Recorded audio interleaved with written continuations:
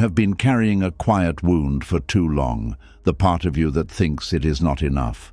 The part that keeps asking why you were not chosen, why you were not loved better, why you are still behind, why praise fades so quickly, but criticism stays like a scar. And maybe nobody sees it because you smile, you work, you keep going. But deep inside, there is a tired voice, still trying to prove that you deserve to exist. Buddhist wisdom teaches that this pain is not who you are. It is something the mind learned through fear, attachment, comparison, and old hurt. And tonight, these lessons will help you sit beside that wounded part of yourself without judging it, without fighting it, without trying to become someone else. Slowly, the shame will soften, the need for approval will loosen, the old belief that love must be earned will begin to break, and something calmer will rise inside you. This is not just another lesson on self-worth. This is a gentle return to the truth that you were never incomplete. You were only taught to forget your wholeness. Are you ready? Let's begin. For most people, the deepest pain is not rejection from the world. It is rejection from themselves. It is the quiet war that happens inside the mind every single day. The endless pressure to be better, stronger, smarter, more lovable, more successful. The feeling that no matter how hard you try, some part of you still whispers, "You are not enough." And the frightening part is that many people no longer even notice they are doing it. Self-rejection becomes normal. Criticizing yourself becomes normal. Living in silent disappointment with who you are becomes normal. But Buddhism teaches that a mind at war with itself can never truly know peace. So before we go deeper into healing, we first have to look directly at the hidden violence most people carry inside themselves without realizing it. There is a form of suffering that leaves no bruise, no scar, no visible wound, yet it exhausts millions of people every single day. It is the suffering of constantly fighting yourself. The suffering of waking up every morning with the feeling that who you are right now is unacceptable. The suffering of carrying an invisible voice inside your head that never fully approves of you. Some people experience this voice loudly, others experience it quietly, but almost everyone carries it in some form. It speaks after mistakes. It speaks after rejection. It speaks while scrolling through social media. It speaks while lying awake at night replaying old memories. Sometimes it even speaks during moments that should feel happy. You achieve something important, and instead of peace, the mind immediately searches for what is still missing. This is the hidden violence of self-rejection. And what makes it so dangerous is that society often rewards it. People praise harsh self-discipline without realizing it sometimes comes from self-hatred. They praise endless productivity without noticing the fear underneath it. They praise perfectionism while ignoring the emotional exhaustion behind the smile. Many people spend their entire lives believing that self-criticism is the same thing as self-improvement. But Buddhism teaches something very different.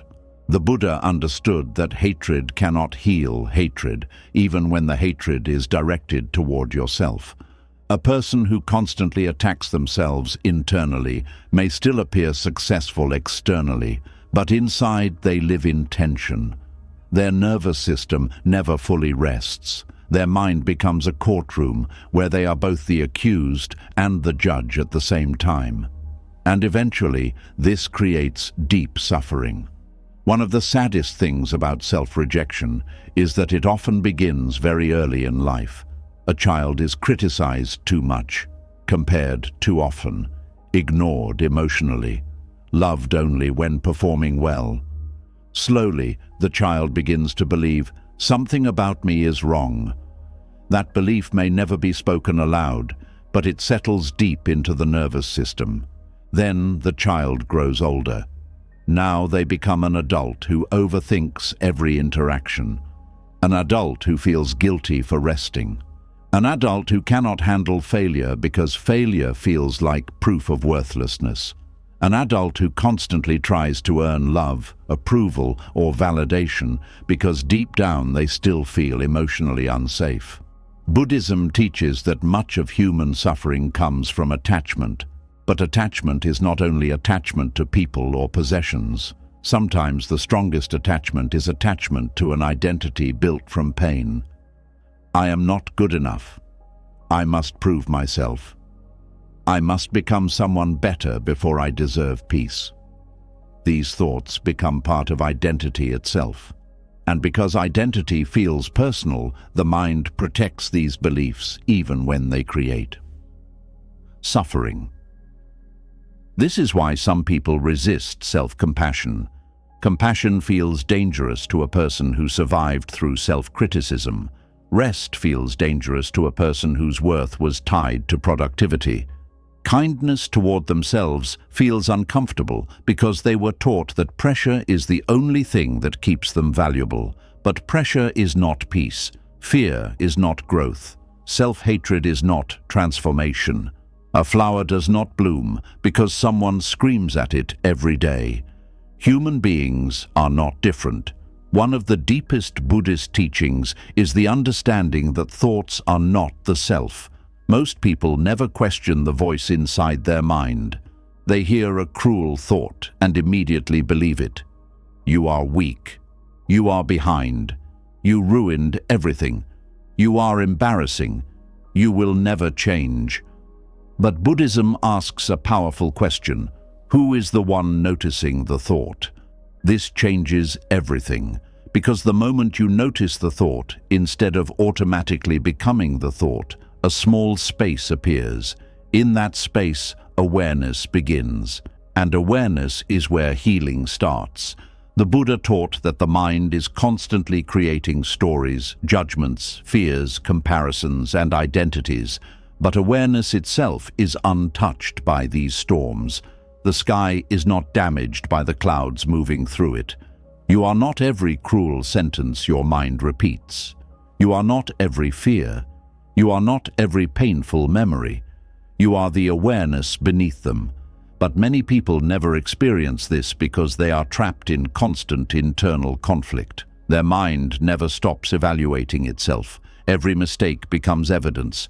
Every rejection becomes confirmation. Every flaw becomes another reason to withhold love from themselves. And over time, the body begins carrying this war too.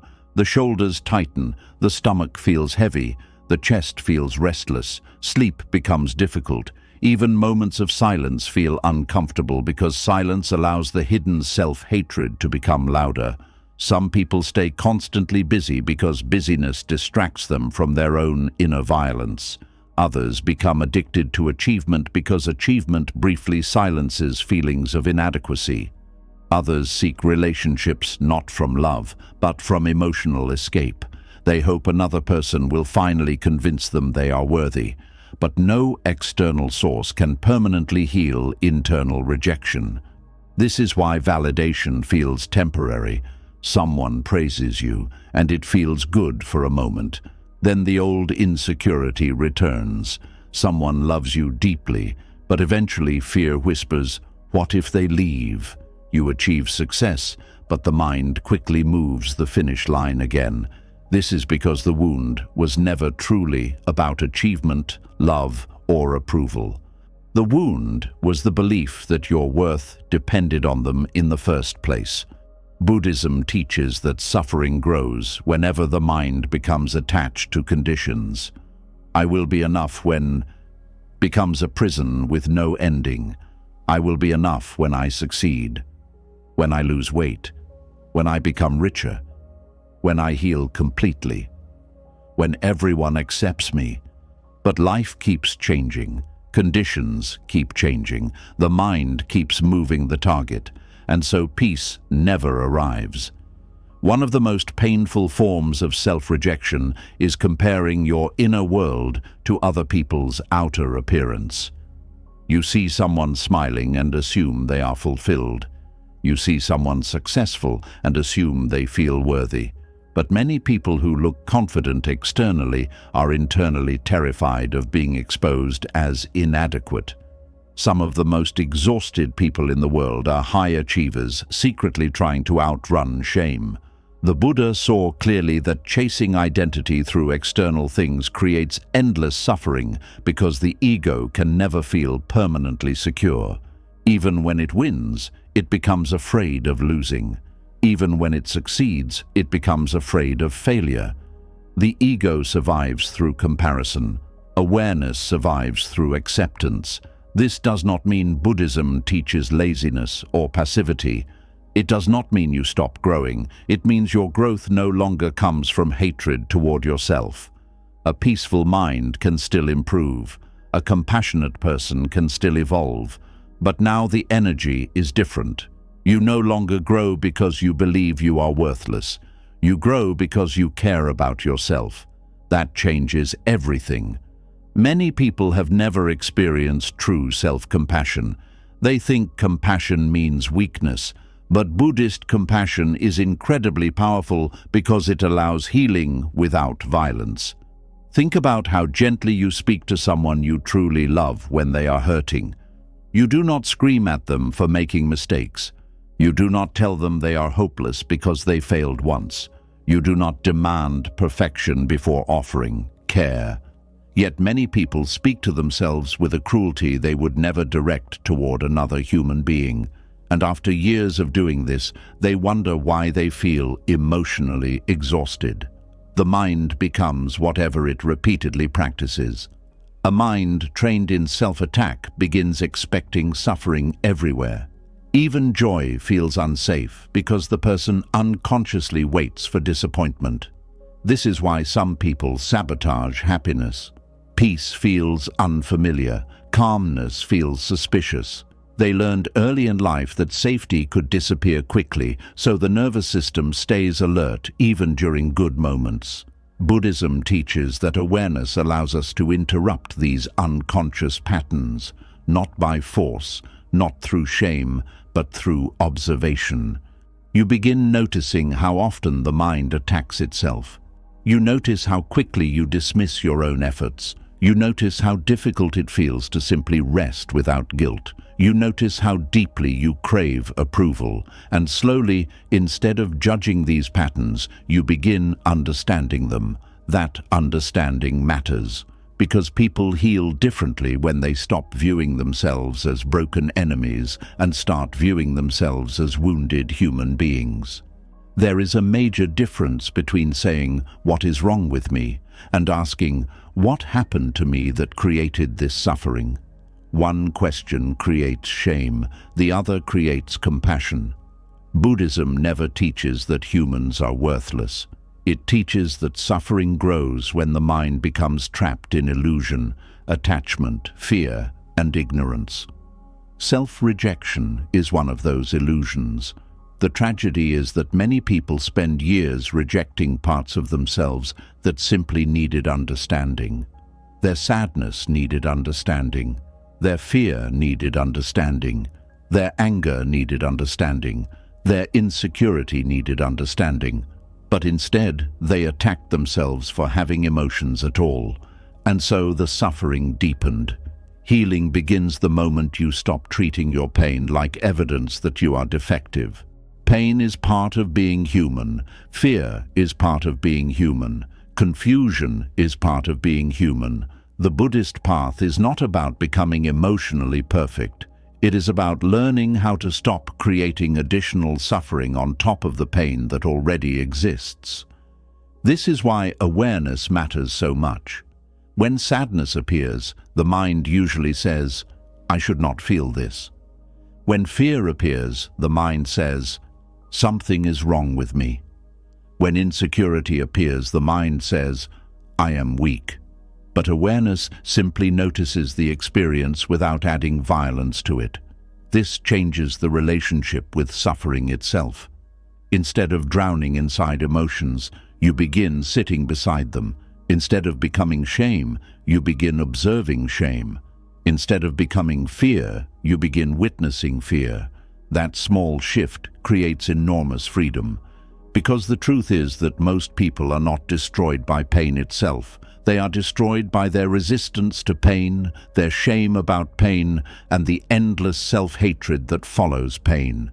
A person can survive failure, a person can survive heartbreak, a person can survive rejection. But constantly abandoning yourself internally creates a loneliness deeper than any external loss. This is why self-compassion is not selfish. It is necessary, not the shallow kind sold online where people pretend everything is positive. Real compassion is honest. Real compassion says, yes, this hurts. Yes, I am struggling. Yes, I feel afraid. But I do not need to become my own enemy because of it. That is strength. And strangely, when people stop attacking themselves constantly, they often become healthier emotionally.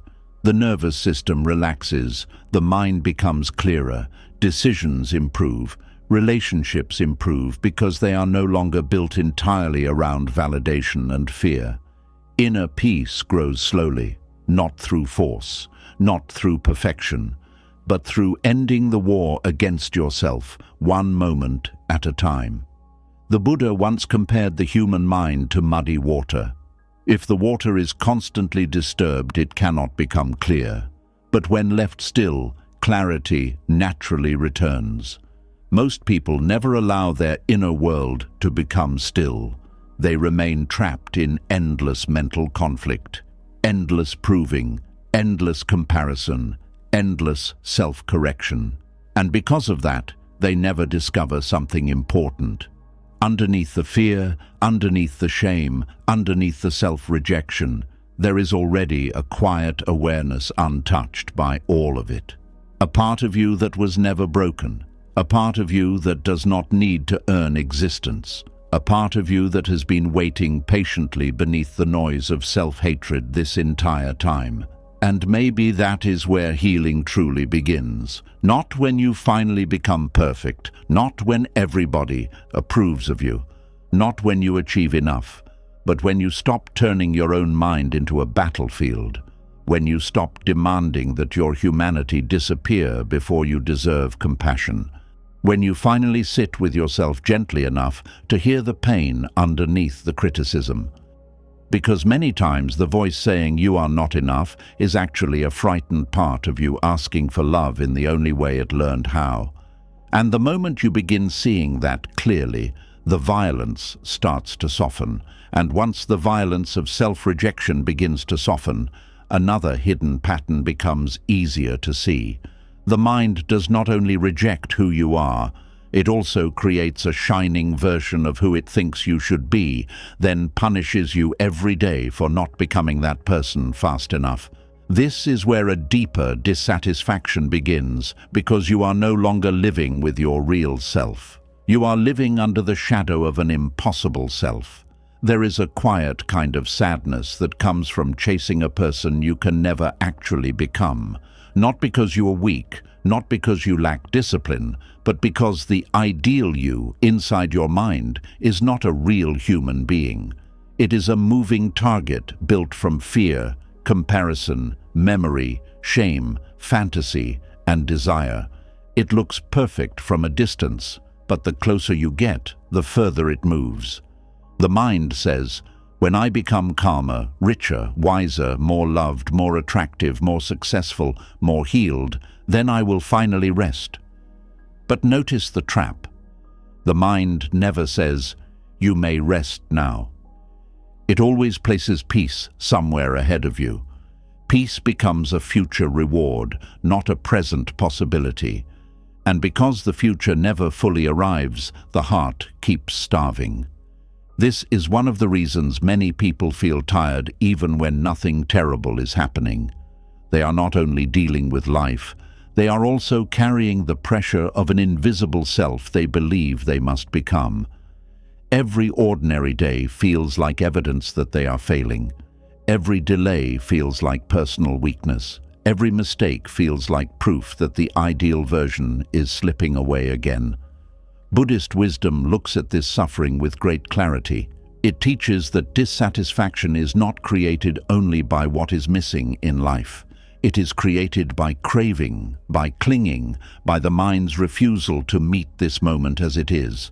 The mind creates an image, attaches happiness to that image, then suffers because reality does not obey the image. You may be doing your best, but the mind says, not enough. You may be healing slowly, but the mind says, too slow. You may have survived things that once nearly broke you, but the mind says, you should be further by now. This is how the ideal self becomes a silent tyrant. It does not scream, it simply measures everything. And the painful part is that this ideal version often looks noble. It may look like discipline, it may look like ambition, it may look like self-improvement. But underneath it, there may be a hidden belief that the person you are right now is not worthy of kindness. So you chase a better version of yourself, not from love, but from rejection. Buddhism does not say you should stop growing. It says you should understand the difference between growth and craving. Growth is gentle, clear, and rooted in awareness. Craving is restless, hungry, and never satisfied. Growth says, I care about my life, so I will take one wise step. Craving says, I cannot accept myself until I become something else. That difference may look small, but it changes everything. The ideal self is usually created from fragments, a little from your parents' expectations, a little from people who rejected you, a little from social media, a little from your younger dreams, a little from shame, a little from watching others succeed. Then the mind stitches these pieces together and says, this is who you must become before you can feel enough. But this image is not real. It has no tired days, it has no confusion, it has no emotional wounds. It never says the wrong thing, it never wastes time, it never feels jealous, lonely, afraid, or uncertain. It is calm all the time, productive all the time, attractive all the time, successful all the time, spiritually wise all the time. And because no human being can live like that, you begin to feel like your normal humanity is failure. This is where endless inner dissatisfaction grows. The problem is not that your life has no value. The problem is that the mind keeps comparing your real life to a fantasy life. It compares your real emotions to an emotionless ideal. It compares your real body to a polished image. It compares your real progress to a perfect timeline that never had to face your pain. And because the comparison is unfair, you always lose. The Buddha taught that suffering grows when we cling to illusions. The ideal self is one of the most seductive illusions because it promises relief. It says, become me and you will finally be safe. But when you get close, it changes shape. If you become successful, it says you must become more successful. If you become calm, it says you must never feel anger again. If you heal one wound, it points to another wound and says, see, you are still not finished. This is why some people cannot enjoy their progress. Their mind has trained them to look only at the distance remaining, never at the distance already crossed. They could be standing in the middle of a miracle and still feel behind, because the ideal self is always standing further ahead, looking disappointed.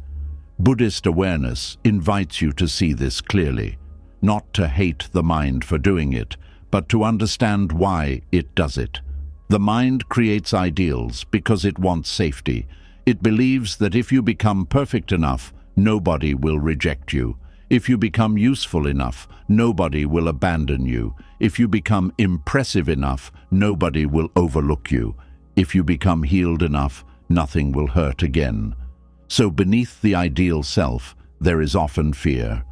The fear of being ordinary, the fear of being forgotten, the fear of being judged, the fear of being unlovable, the fear of making the same mistakes again, the fear that if you stop pushing yourself, you will fall apart. This is why simply telling yourself, stop comparing, does not always work. The comparison is not just a habit, it is a protection system. The mind believes it is saving you by keeping you dissatisfied. It thinks dissatisfaction will push you into becoming safe. But the truth is, a life built on constant dissatisfaction does not become safe. It becomes exhausting. There is a deep sadness in always treating the present version of yourself as a waiting room. You keep waiting to become the version who deserves love, the version who deserves rest, the version who deserves confidence, the version who deserves joy. But your life is happening now, not later. Your breath is happening now. Your heart is beating now. The people who love you are aging now. The days are passing now. If you keep postponing peace until you become ideal, you may reach the end of many years and realize you were never actually living. You were only preparing to live. Buddhist wisdom brings you back to this moment. It asks you to look at the real person sitting here, not the fantasy, not the edited future self, not the perfect spiritual version, the real one, the one who gets tired, the one who tries, the one who sometimes fails, the one who still carries old pain, the one who wants to be loved but does not always know how to receive love. This is the person who needs compassion, not the imaginary one. And here is the strange truth. The more you reject the real self, the harder it becomes to grow. A plant cannot grow well in poisoned soil. In the same way, a person cannot grow peacefully in the soil of self-disgust. You may force yourself forward for a while, but inside, something becomes dry. You lose softness. You lose joy. You lose the ability to feel grateful for small progress. But when the real self is met with awareness, something changes. You stop wasting so much energy pretending. You stop needing to perform perfection in your own mind. You begin to see clearly what actually needs attention. Not everything, not 100 imaginary flaws, just the next honest step. This is why acceptance is not laziness. Acceptance is clarity. You cannot heal what you refuse to look at honestly. You cannot care for a life you are constantly insulting. You cannot understand your suffering while pretending you should already be beyond it. Acceptance says, "This is where I am." Wisdom says, "Now I can take the next step." The ideal self says, "This is where I should be." Shame says, "So where I am is unacceptable." One creates peace, the other creates war. Many people are afraid of accepting themselves because they think acceptance means they will never change. But look closely. Has years of self-attack truly given you peace? Has hating yourself into improvement made you feel whole? Has chasing the ideal self finally ended the hunger? For many people, the honest answer is no. It made them function, but it did not make them free. Buddhism teaches the middle way. It does not ask you to collapse into laziness, and it does not ask you to torture yourself with perfection. It asks you to walk with awareness, to grow without greed, to improve without hatred, to act without attaching your entire worth to the result.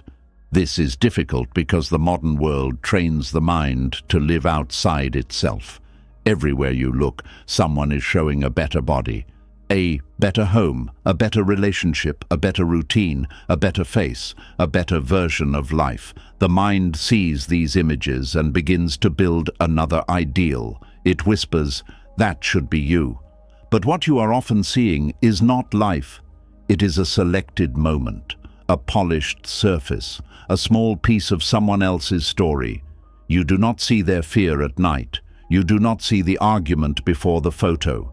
You do not see the emptiness after the achievement. You do not see the insecurity behind the confidence, yet your mind compares your whole life to their visible fragment. This is not wisdom, this is illusion. The Buddhist path asks you to return to direct experience. What is actually here? What is happening in your body? What is happening in your breath? What thought is rising? What feeling is asking to be seen? When you return to direct experience, the fantasy loses some of its power. You stop living inside mental movies and begin touching reality again. Reality may not be perfect, but it is workable. Fantasy is not. You can care for a real wound. You cannot care for an imaginary perfection. You can take one real step today. You cannot live inside a future version that keeps running away. You can speak kindly to the person you are now. You cannot hug an ideal self that does not exist. One of the deepest reasons the ideal self hurts so much is that it divides you internally. There is the person you are and the person you think you must become. Between them is constant tension. The mind becomes a battlefield of not yet, not successful yet, not attractive yet, not disciplined yet, not healed yet, not confident yet, not worthy yet. But Buddhism teaches that the self itself is not fixed. You are not a solid, permanent failure. You are not a solid, permanent success. You are a changing flow of causes, conditions, thoughts, feelings, habits, memories, and awareness. This means you do not need to worship a fixed ideal identity. You can relate to life more gently, moment by moment. Today, anger may arise. That does not mean you are an angry person forever. Today, sadness may arise. That does not mean you are broken. Today, fear may arise. That does not mean you are weak.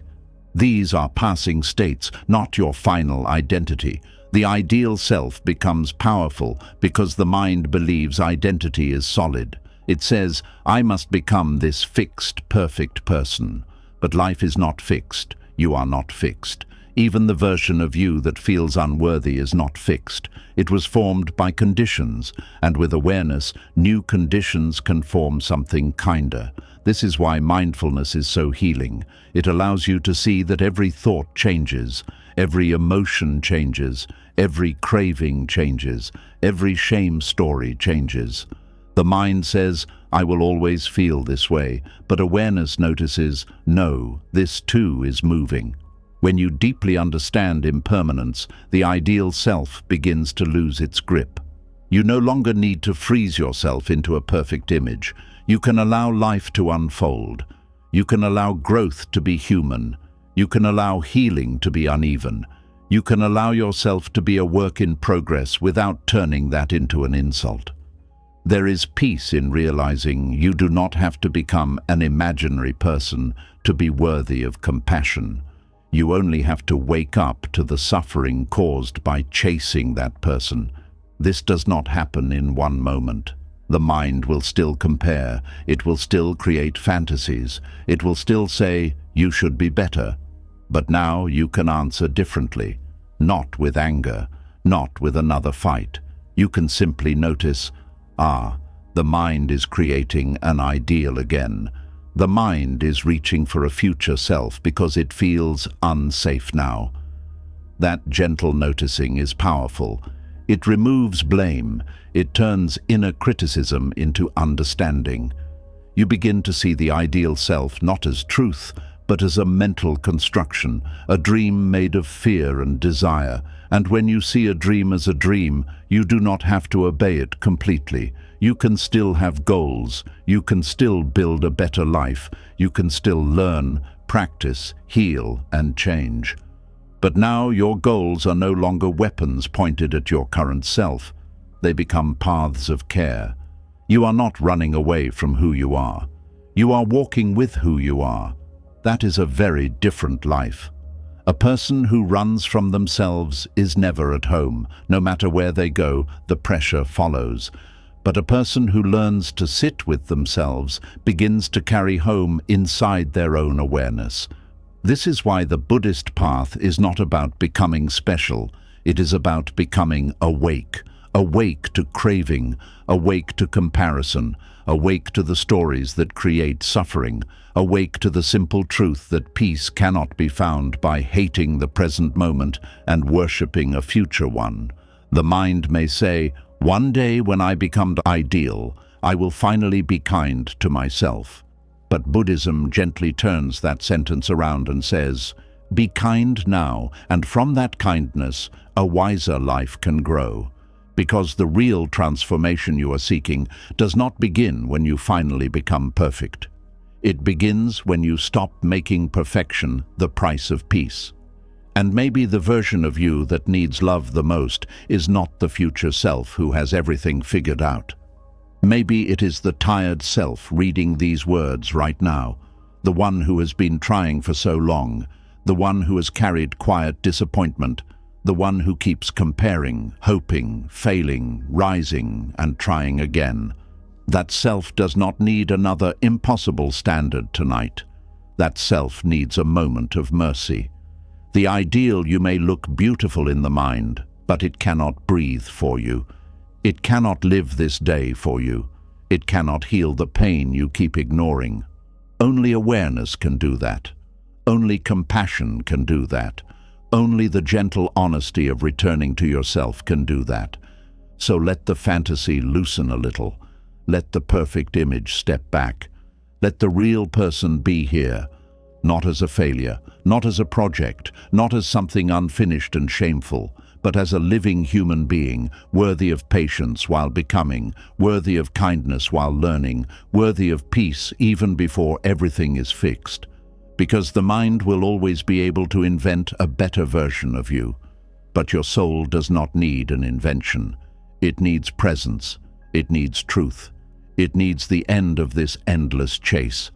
And when you stop chasing the impossible self, you may finally hear the quiet wisdom underneath all that noise, whispering that you were never meant to become a perfect image.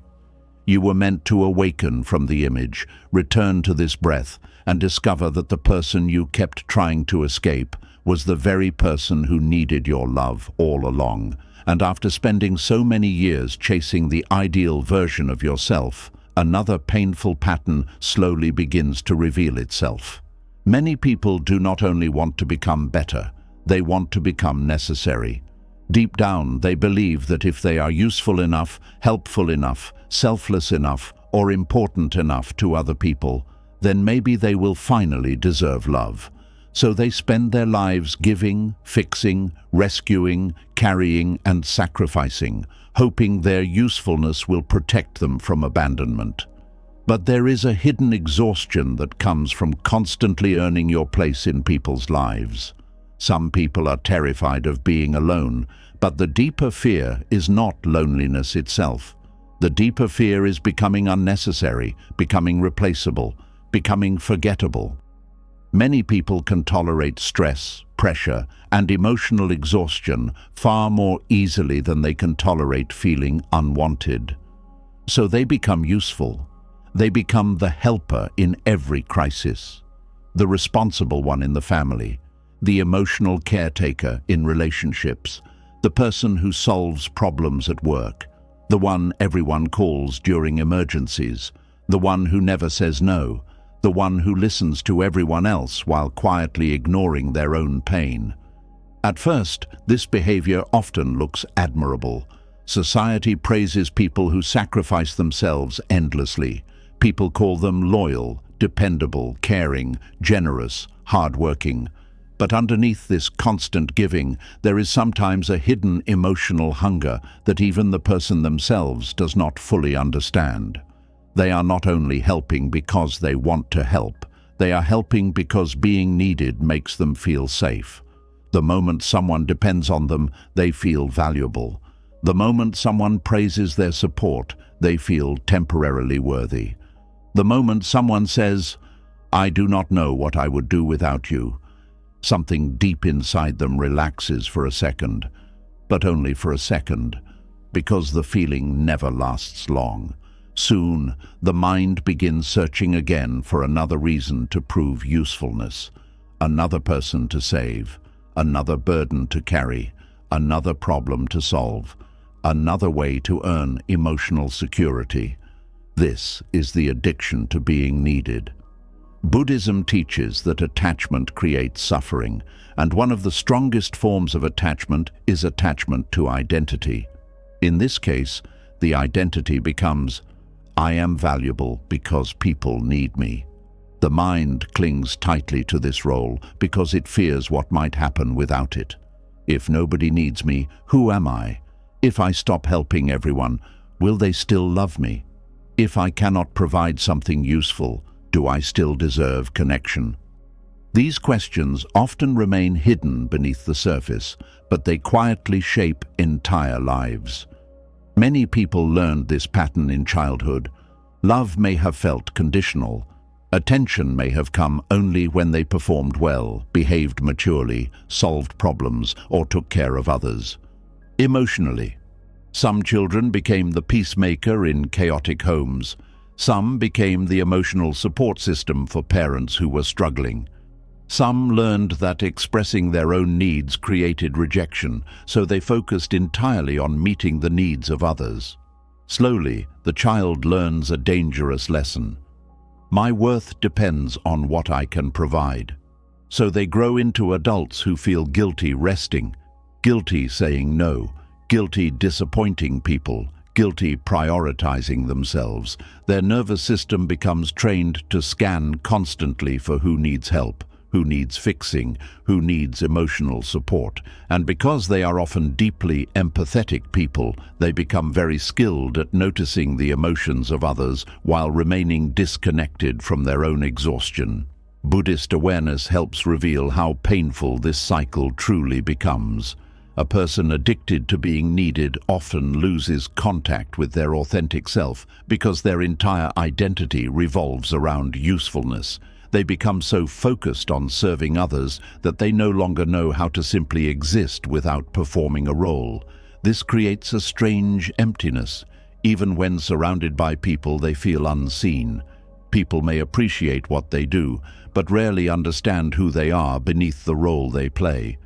The helper becomes emotionally invisible, and eventually, resentment quietly begins to grow. Not because they are selfish, but because human beings are not designed to endlessly abandon themselves. A person may spend years giving without limits, but deep inside there is still a longing to be cared for too, to be chosen without needing to earn it, to be loved without constantly proving usefulness. Yet many people trapped in this pattern do not know how to receive love freely. When someone offers care without conditions, it feels unfamiliar, uncomfortable, even suspicious. The mind says, "What do they want from me?" because love without performance feels emotionally unsafe.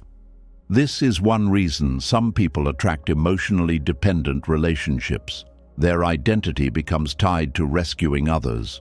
They feel most connected when someone is struggling because suffering gives them a purpose. Chaos gives them a role. Being needed gives them temporary meaning. But relationships built entirely around rescue often become painful. The helper slowly becomes exhausted, while the other person may become dependent. Boundaries disappear. The relationship loses balance. One person keeps giving, the other keeps taking. Eventually, both people suffer. Buddhism teaches compassion, but it also teaches wisdom. Compassion without wisdom becomes self-destruction. Helping others while abandoning yourself internally is not true peace. It is attachment disguised as love. This can be difficult to accept because many people built their entire sense of identity around sacrifice. They fear that if they stop overgiving, they will become selfish or unlovable. But there is a difference between healthy compassion and emotional self-erasure. Healthy compassion says, "I care about others deeply, but I also care about my own well-being." Self-erasure says, "My needs do not matter unless everyone else is okay first." One creates balance, the other creates burnout. The Buddha understood that suffering often comes from clinging to roles and identities. The rescuer identity is especially dangerous because it hides behind goodness.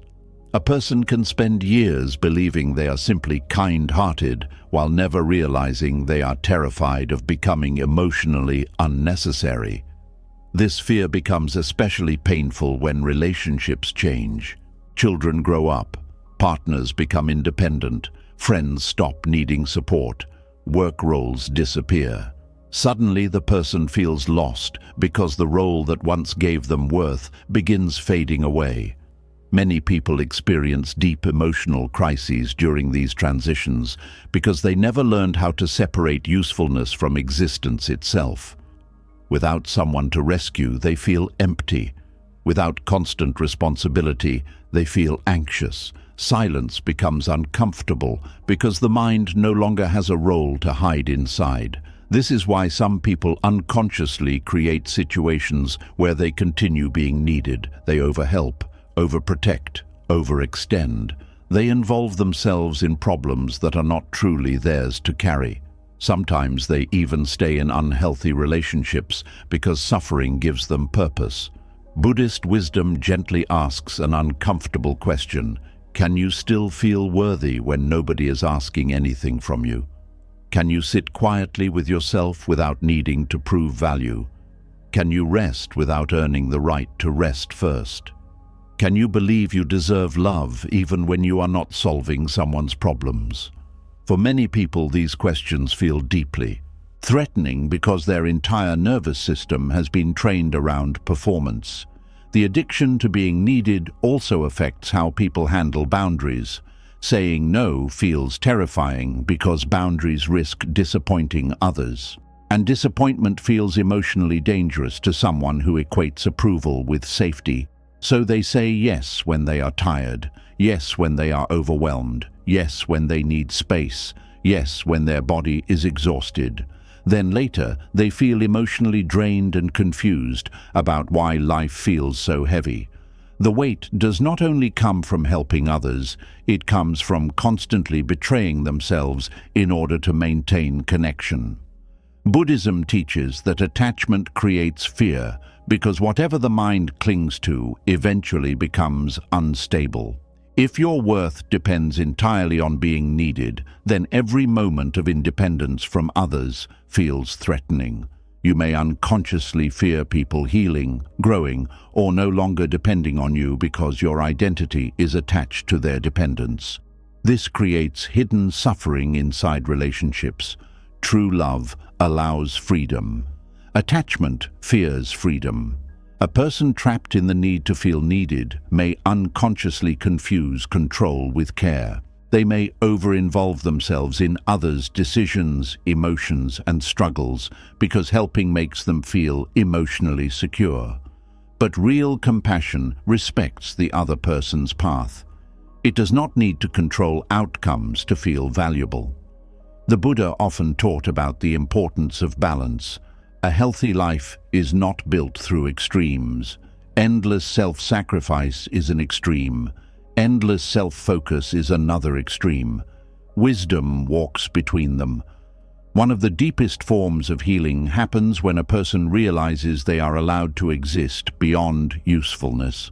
Their value is not measured by productivity, emotional labor, or sacrifice. Their existence itself has dignity.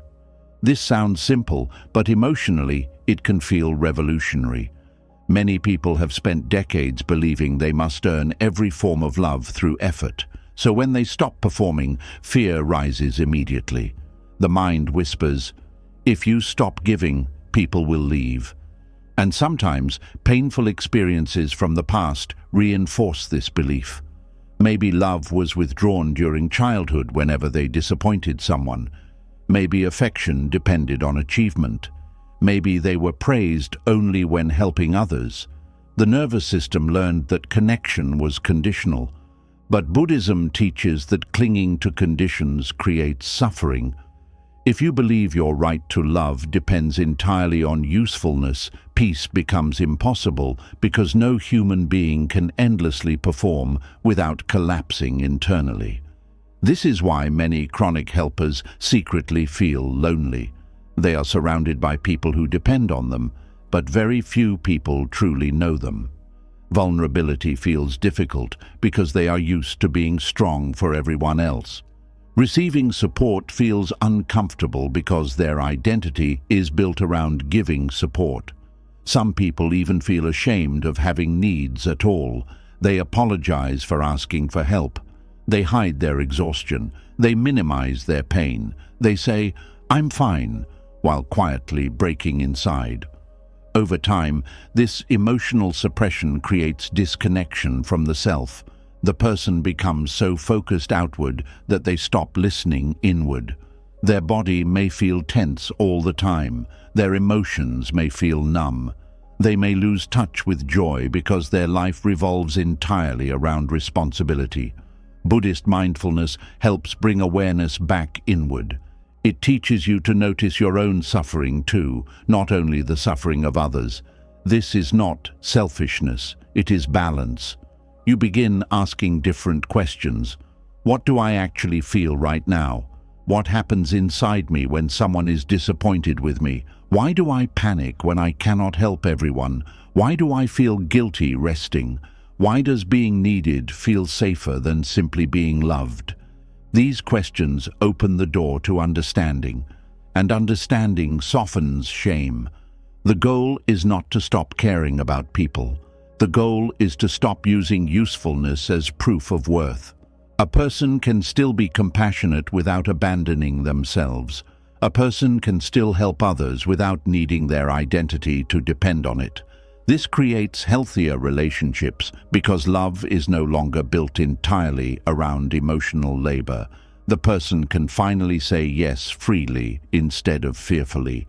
They can help because they genuinely choose to, not because their nervous system panics at the possibility of rejection. There is also a deep spiritual exhaustion that comes from trying to carry everyone emotionally. Many people secretly believe it is their responsibility to save others from pain. But Buddhism teaches that suffering is part of human existence. You cannot remove all suffering from the world through overgiving. Sometimes wisdom means allowing others to walk their own path. Sometimes compassion means stepping back. Sometimes love means recognizing that your constant rescuing may actually prevent another person from growing.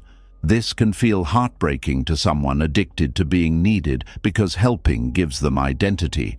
Without the role of rescuer, they may feel exposed, empty, uncertain about who they really are.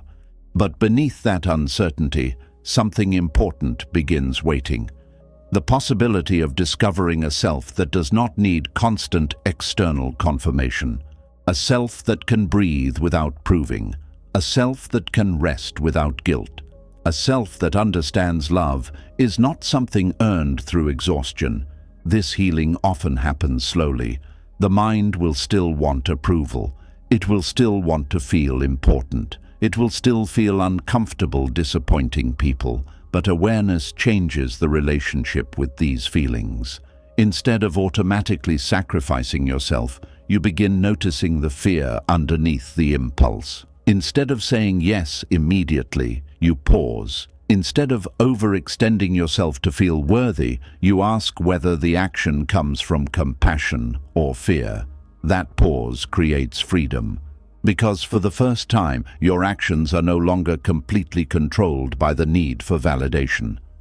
Buddhism teaches that freedom does not come from controlling the world around you. It comes from understanding the attachments inside you. The attachment to being needed is powerful because it disguises itself as virtue. But once you see the suffering underneath it, the heart naturally longs for something more balanced, not selfishness. Not isolation, not emotional coldness, but peaceful connection without self-erasure. You begin learning that your worth does not disappear when you rest. Your dignity does not disappear when someone is disappointed. Your existence does not lose value because another person no longer depends on you.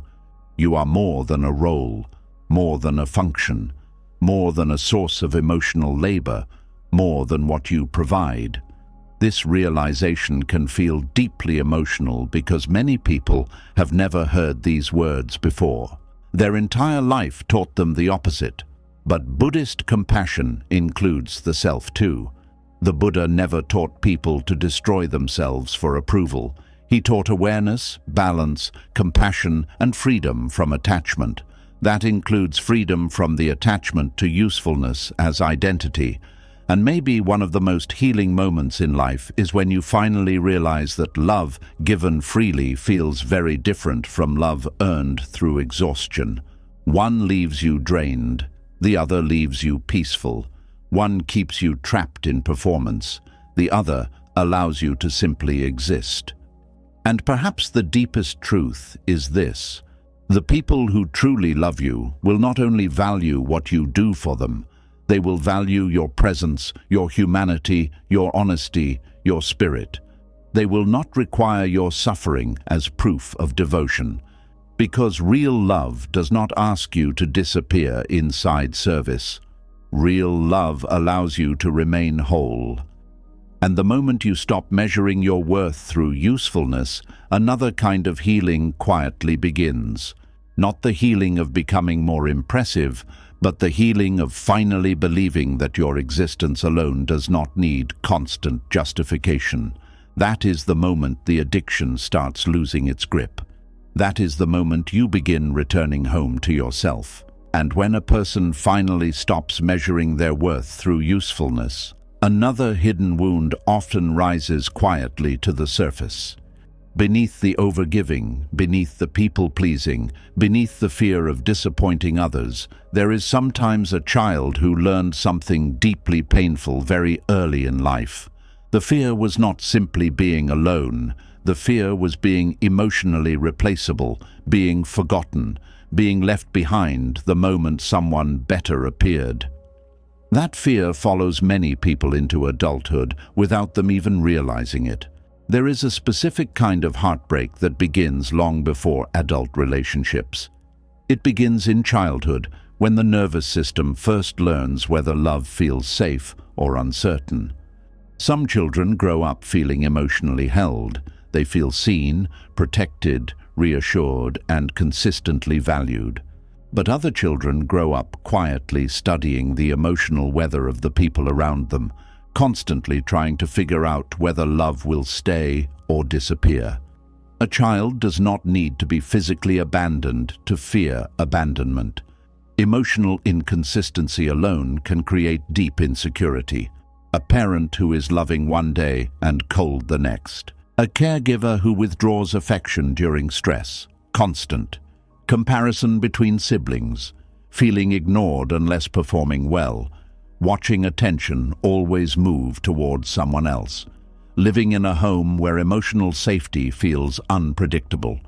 The child begins noticing these patterns silently. And because children naturally personalize everything, they often reach one painful conclusion. If love disappears, something must be wrong with me. This belief settles deep into the body. Years later, the adult may not consciously remember the original moments, but the fear still lives inside them. It appears in relationships, in friendships, in social situations, in tiny emotional reactions that seem irrational on the surface but feel overwhelming internally. A delayed text message suddenly creates anxiety. Someone becoming distant feels terrifying. Being excluded from plans feels deeply painful. Watching a loved one give attention to someone else creates panic. Even small changes in tone or behavior can awaken old fear. This is because the nervous system is not reacting only to the present moment. It is reacting to accumulated emotional memory. Buddhist wisdom teaches that attachment becomes painful when the mind clings to external things for emotional security. But before attachment becomes romantic or social, it often begins as survival. The child attaches desperately because connection feels necessary for emotional safety. When that safety becomes unstable, the child learns to monitor love carefully. They become hyper-aware of emotional shifts, hyper-aware of rejection, hyper-aware of replacement. Some children respond by becoming extremely pleasing. They try to become easier to love, more impressive, more useful, more agreeable. Others become emotionally withdrawn because vulnerability feels dangerous. Some become clingy in relationships. Others avoid intimacy entirely while secretly craving it deeply. Different coping mechanisms form, but underneath many of them is the same fear. If I am not enough, someone else will take my place. This fear creates enormous suffering because it turns relationships into emotional survival tests. The person may deeply love others, but beneath the love is constant vigilance. The nervous system never fully relaxes because it expects abandonment eventually. Even happy moments become fragile. Part of the mind keeps scanning for signs of change. This creates exhaustion. Many people with abandonment wounds secretly struggle to trust peace. When relationships feel stable, they become anxious, waiting for something to go wrong. They may overanalyze conversations, seek constant reassurance, or emotionally prepare themselves for rejection before rejection even happens. The painful irony is that the fear of abandonment can sometimes create behaviors that push people away. Anxiety becomes controlling, insecurity becomes emotional dependency, fear becomes jealousy, silence becomes overthinking. The person may desperately want connection while unknowingly creating tension around the relationship itself. Buddhist awareness helps reveal that much of this suffering comes from attachment mixed with fear. The mind clings tightly because it believes another person is the source of emotional survival. The relationship stops feeling like connection and starts feeling like protection from inner emptiness. But no human being can permanently remove another person's abandonment wound. This is why reassurance often feels temporary. Someone says, "I love you," and relief appears briefly. But later the fear returns again. Someone stays loyal for years, but one small emotional shift can still trigger panic inside the wounded nervous system. The wound is not healed by endless reassurance alone, because the fear was formed long before the current relationship even existed. Many people carry a younger version of themselves into every relationship without realizing it. The adult body grows older, but emotionally, a frightened child may still be asking the same question they asked years ago. Will you leave me too? This question quietly shapes behavior. Some people become extremely accommodating because they believe disagreement risks abandonment. They suppress their needs to avoid conflict. They become emotionally available to everyone while neglecting themselves. They fear that expressing anger, sadness, or disappointment will make others stop loving them. Others become emotionally guarded. They avoid closeness because attachment feels dangerous. If nobody gets too close, nobody can deeply hurt them. But underneath the distance is often profound loneliness. Both patterns come from the same wound. The fear of emotional replacement also creates comparison. A person constantly measures themselves against others, searching for evidence that they are losing value. Social media intensifies this suffering because the mind endlessly compares appearance, success, popularity, attractiveness, and social connection. The wounded mind says, "Why would someone choose me when there are better people available?" This thought becomes poison to inner peace. Buddhism teaches that comparison grows from illusion because the mind creates solid identities and rankings that do not truly exist in permanent form. But the fearful nervous system still searches desperately for certainty. It wants guarantees that love cannot be taken away, yet life offers no permanent guarantees. People change, relationships change, circumstances change, bodies change, emotions change. This truth can feel terrifying at first, but Buddhism teaches something deeper beneath it. True peace does not come from controlling change. It comes from developing inner stability within change itself. This is where healing begins, not by forcing people to stay forever, not by becoming perfect enough to avoid abandonment, but by slowly building a relationship with yourself that does not collapse every time connection feels uncertain. Many people with abandonment wounds never learned how to emotionally stay with themselves during pain. The moment fear appears, they panic internally. They seek reassurance immediately. They distract themselves. They overthink. They emotionally chase. They collapse into shame. But Buddhist mindfulness teaches a different approach. Instead of running from fear, you learn to sit beside it. You begin noticing the sensation of abandonment, fear inside the body. The tightness in the chest, the racing thoughts, the sinking feeling in the stomach, the urge to seek immediate reassurance. Instead of judging these feelings, awareness simply notices them gently. This is powerful because wounded people often attack themselves for having fear at all. Why am I like this? Why am I so needy? Why can't I relax? But self-judgment only deepens suffering. Compassion creates healing. The Buddha never taught that humans should become emotionless.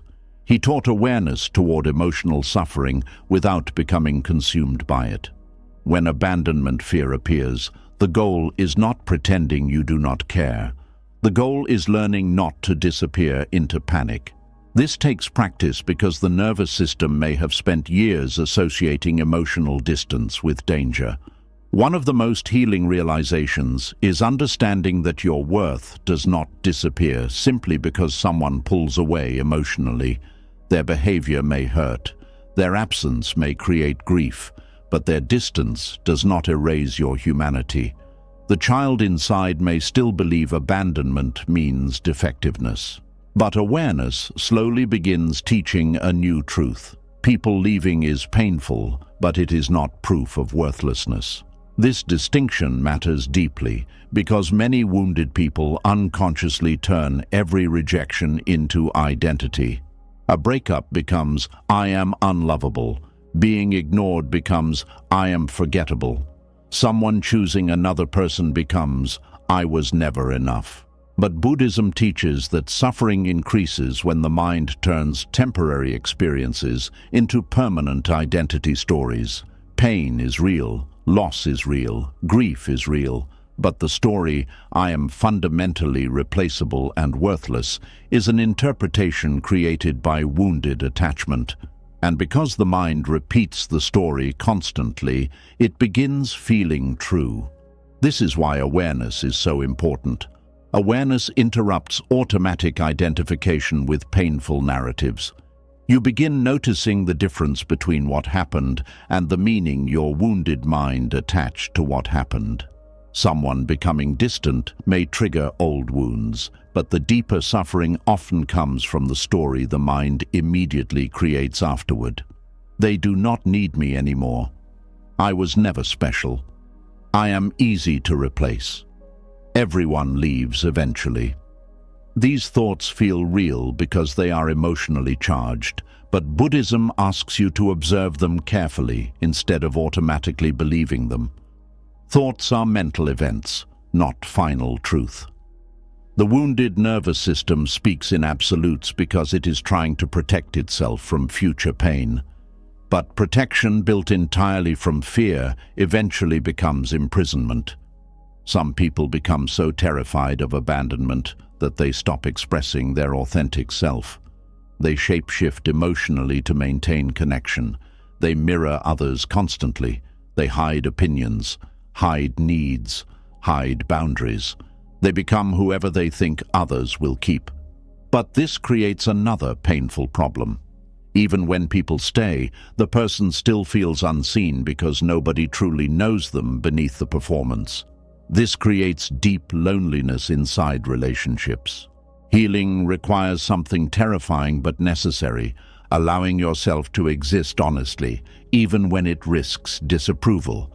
This does not mean becoming emotionally reckless. It means slowly learning that authentic connection cannot grow through constant self-erasure. Buddhist teachings on non-attachment are often misunderstood. Non-attachment does not mean coldness or emotional detachment. It means loving without turning another person into the foundation of your existence. This creates a very different kind of relationship. Love becomes freer, softer, less desperate. You stop trying to emotionally cage people in order to feel safe. You stop measuring your value entirely through their attention.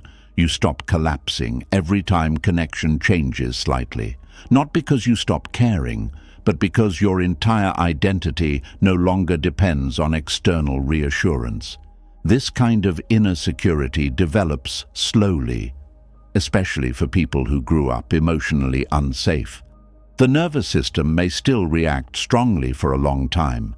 Healing abandonment wounds is rarely quick because these fears were often formed before language itself fully developed. The body remembers what the conscious mind forgets. This is why some people feel overwhelming emotional pain in situations that seem small externally. The present moment touches old emotional memory stored deep in the nervous system. A delayed response, a cancelled plan, a cold tone, a moment of exclusion. Suddenly the body reacts as though survival itself is threatened. Buddhist mindfulness helps slow this process down. You begin noticing the reaction without immediately becoming controlled by it. You breathe, you observe, you remind yourself gently that fear is arising, but fear is not always reality. This creates space between the trigger and the reaction, and inside that space, healing becomes possible. Many people with abandonment wounds also struggle deeply with self-soothing. They were never taught how to emotionally comfort themselves safely. Their nervous system learned to seek stability entirely outside itself. But Buddhism teaches the importance of developing inner refuge, not isolation, not emotional numbness. Inner refuge means learning how to remain emotionally present with yourself during uncertainty, learning how to breathe through loneliness without immediately panicking, learning how to sit with discomfort without collapsing into self-hatred, learning how to comfort the frightened parts of yourself gently instead of abandoning yourself internally. This changes relationships because you stop expecting other people to constantly rescue you from your own emotional wounds. You can love deeply without drowning. You can care without clinging. You can grieve without losing yourself completely. One of the deepest Buddhist lessons is that all things are impermanent. At first, wounded people often resist this teaching because impermanence feels terrifying. They want certainty, permanent reassurance, permanent guarantees. But eventually, something softer emerges from understanding impermanence. You begin appreciating connection more honestly. You stop demanding impossible promises from life. You stop trying to freeze people into fixed emotional positions. You realize that love is meaningful partly because life changes. This awareness can create deeper gratitude instead of deeper fear. Instead of constantly asking, "Will this last forever?" you begin learning how to fully meet the present moment while it exists. This reduces suffering because the mind is no longer fighting reality itself. At the same time, Buddhism teaches that impermanence applies to pain too. The abandonment wound itself is not permanent. The fear itself changes. The nervous system itself can heal. The patterns themselves can soften. A person who once panicked constantly can slowly become calmer. A person who once believed they were emotionally replaceable can slowly develop inner stability. A person who once chased reassurance endlessly can eventually feel safer within themselves. This healing often begins with compassion toward the younger self who carried these fears for so long. Not pity, not shame, compassion. Because that younger self was trying to survive emotionally with the tools available at the time. The child who became clingy was trying to stay connected. The child who became invisible was trying to avoid rejection. The child who became perfect was trying to secure love. The child who became hyper-independent was trying to avoid disappointment. These strategies were not signs of weakness, they were survival adaptations. But adulthood creates the opportunity to slowly build new ways of relating to fear. The goal is not becoming someone who never feels abandonment pain again. The goal is becoming someone who no longer abandons themselves whenever fear appears. That is the real transformation, because many wounded people learned to attack themselves the moment they felt emotionally insecure. They called themselves needy, broken, weak, dramatic, too sensitive. They repeated the cruelty they once absorbed from others. Healing begins when that inner violence softens. When fear appears, you no longer say, "What is wrong with me?"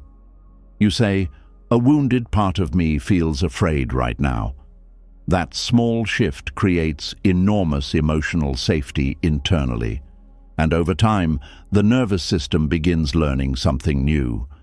Love can exist without panic. Connection can exist without constant performance. You can survive emotional uncertainty without losing your worth. You can be deeply loved without becoming perfect. Most importantly, you begin realizing that your value was never determined by whether someone stayed, left, chose you, or overlooked you. Human beings are not objects competing for emotional survival, yet wounded attachment often turns life into exactly that. Every interaction becomes a test of worthiness. Buddhist awareness gently ends this war, not by making you emotionally cold, but by helping you discover a deeper stability underneath attachment itself. A quiet place inside you that remains whole even when relationships change. A quiet awareness that notices fear without becoming consumed by it. A quiet compassion that stays beside you when old wounds reopen. And perhaps that is the deepest healing of all. Not becoming impossible to hurt, not becoming emotionally detached, but finally learning that even if someone leaves, even if connection changes, even if life breaks your heart sometimes, you do not have to lose yourself in the process. Because the child who once feared being emotionally replaceable was always searching for one thing underneath everything else. Not perfection, not endless reassurance, not control, safety. And slowly, through awareness, compassion, and inner presence, you begin becoming the safe place that child was searching for all along. And once you begin to understand the childhood fear of being emotionally replaceable, another painful truth becomes easier to recognize. A frightened heart does not receive praise and criticism equally. Praise may touch the surface for a moment, but criticism often sinks straight into the wound. The kind word feels pleasant, but the harsh word feels like evidence. And this is where the ego quietly begins collecting pain, as if pain is the only truth it can trust. There is something deeply tiring about receiving 10 kind words and still being haunted by the one cruel sentence. Someone may praise your effort, your heart, your growth, your beauty, your intelligence, your kindness, and for a brief moment, something inside you feels warm. But then one person criticizes you, rejects you, mocks you, misunderstands you, or speaks carelessly, and suddenly the praise disappears like smoke. The criticism stays. It repeats itself at night. It appears while you are trying to rest. It follows you into silence. It becomes louder than everything good that was said before. This is not because you are weak. It is because the ego is deeply attached to pain when pain seems connected to identity. The ego does not simply hear criticism as information. It hears criticism as threat. It says, "This proves what I feared. This proves I am not enough. This proves I can be rejected. This proves I am unsafe." So the mind holds the painful word tightly, not because it enjoys suffering, but because it believes remembering the wound will protect you from being wounded again. Buddhist wisdom teaches that the mind clings not only to pleasure, but also to pain. This may sound strange at first, because nobody consciously wants to suffer. But look carefully. The mind replays painful comments again and again. It returns to old humiliations. It rehearses arguments that are already over. It remembers the face of the person who judged you. It remembers the tone. It remembers the exact sentence. It even remembers criticism from years ago more clearly than praise from yesterday. Why does this happen? Because pain gives the ego something solid to hold. Praise feels light, uncertain, temporary. Criticism feels heavy, serious, permanent. The ego trusts heaviness because it mistakes intensity for truth. If something hurts deeply, the mind assumes it must mean something deeply true. But Buddhism teaches that intensity is not the same as truth. A thought can be loud and still be false. A memory can be painful and still be incomplete. A criticism can hurt and still not define you. Many people carry criticism like hidden stones inside the heart. A teacher once said something cruel. A parent compared them to someone else. A friend laughed at their weakness. A partner made them feel unwanted. A stranger mocked their appearance. A boss dismissed their effort. Years pass, but the words remain fresh because the mind turned them into identity. This is where suffering deepens. Criticism is no longer just something that happened. It becomes something the person believes they are. Someone says, "You are too sensitive," and the mind says, "My feelings are a problem." Someone says, "You always fail," and the mind says, "Trying is dangerous." Someone says, "You are not special," and the mind says, "I must prove myself forever." Someone says, "Nobody will love you like this," and the mind says, "I must hide parts of myself." The original sentence may have lasted only a few seconds, but the inner wound can last for decades when awareness is absent.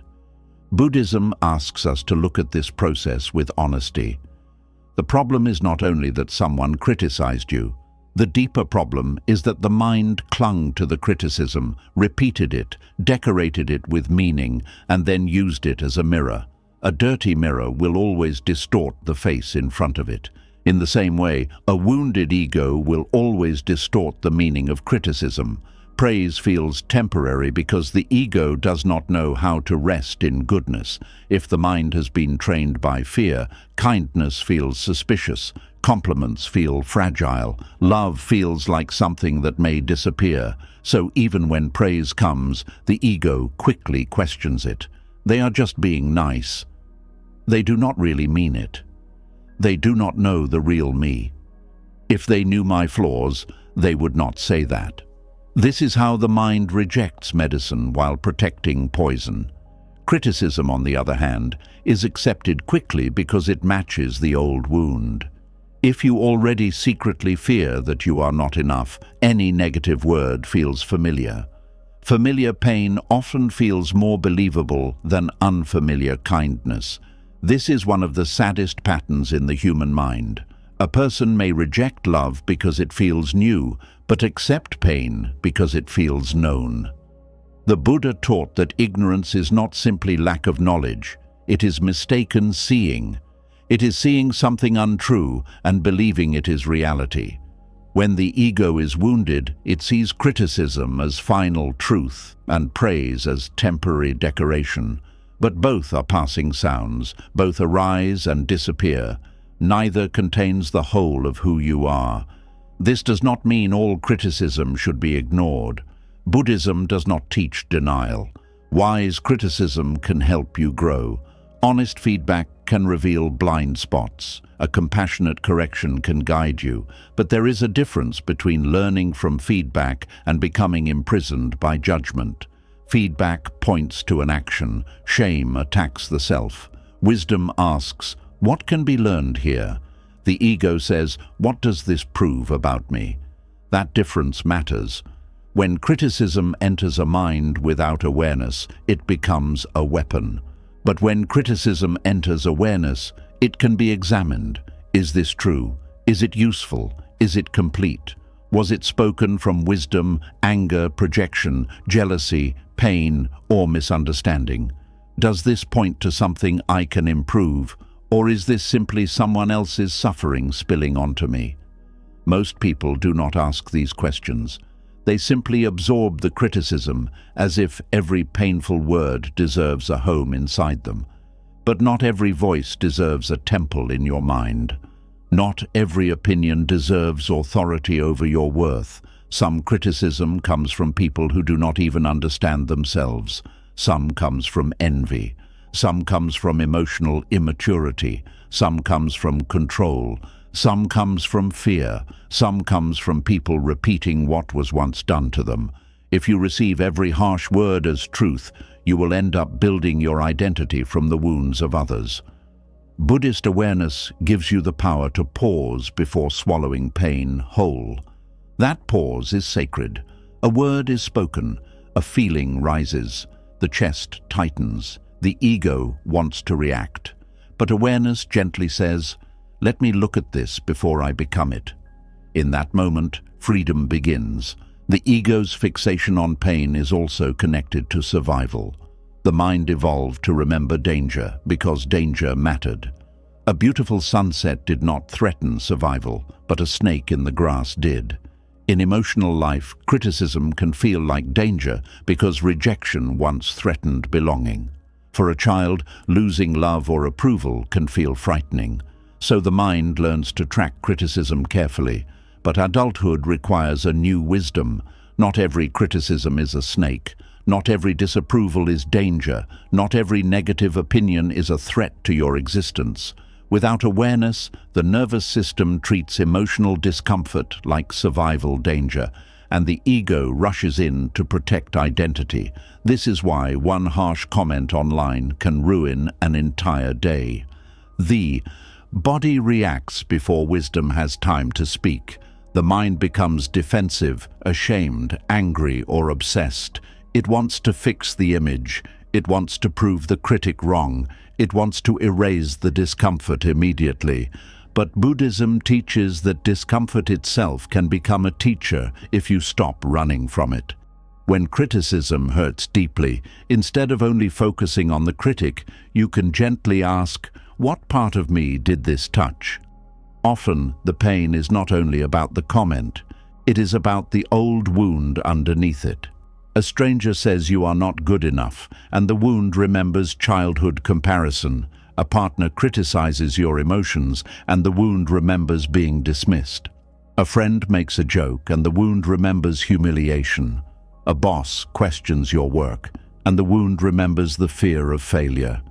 The present comment opens an old room in the heart. This is why reactions can feel larger than the situation itself. You are not only reacting to now, you are reacting to every time a similar wound was touched before. Buddhist practice helps by bringing kindness to the wound instead of only fighting the trigger. The criticism becomes an opportunity to see what still needs care. Not because the critic was right, but because your pain is revealing where attachment remains. The ego wants praise because praise temporarily strengthens identity. It says, "I am good, I am admired, I am safe." But because identity is unstable, praise cannot provide lasting peace. The ego needs more and more. One compliment fades, so another is needed. One success fades, so another must come.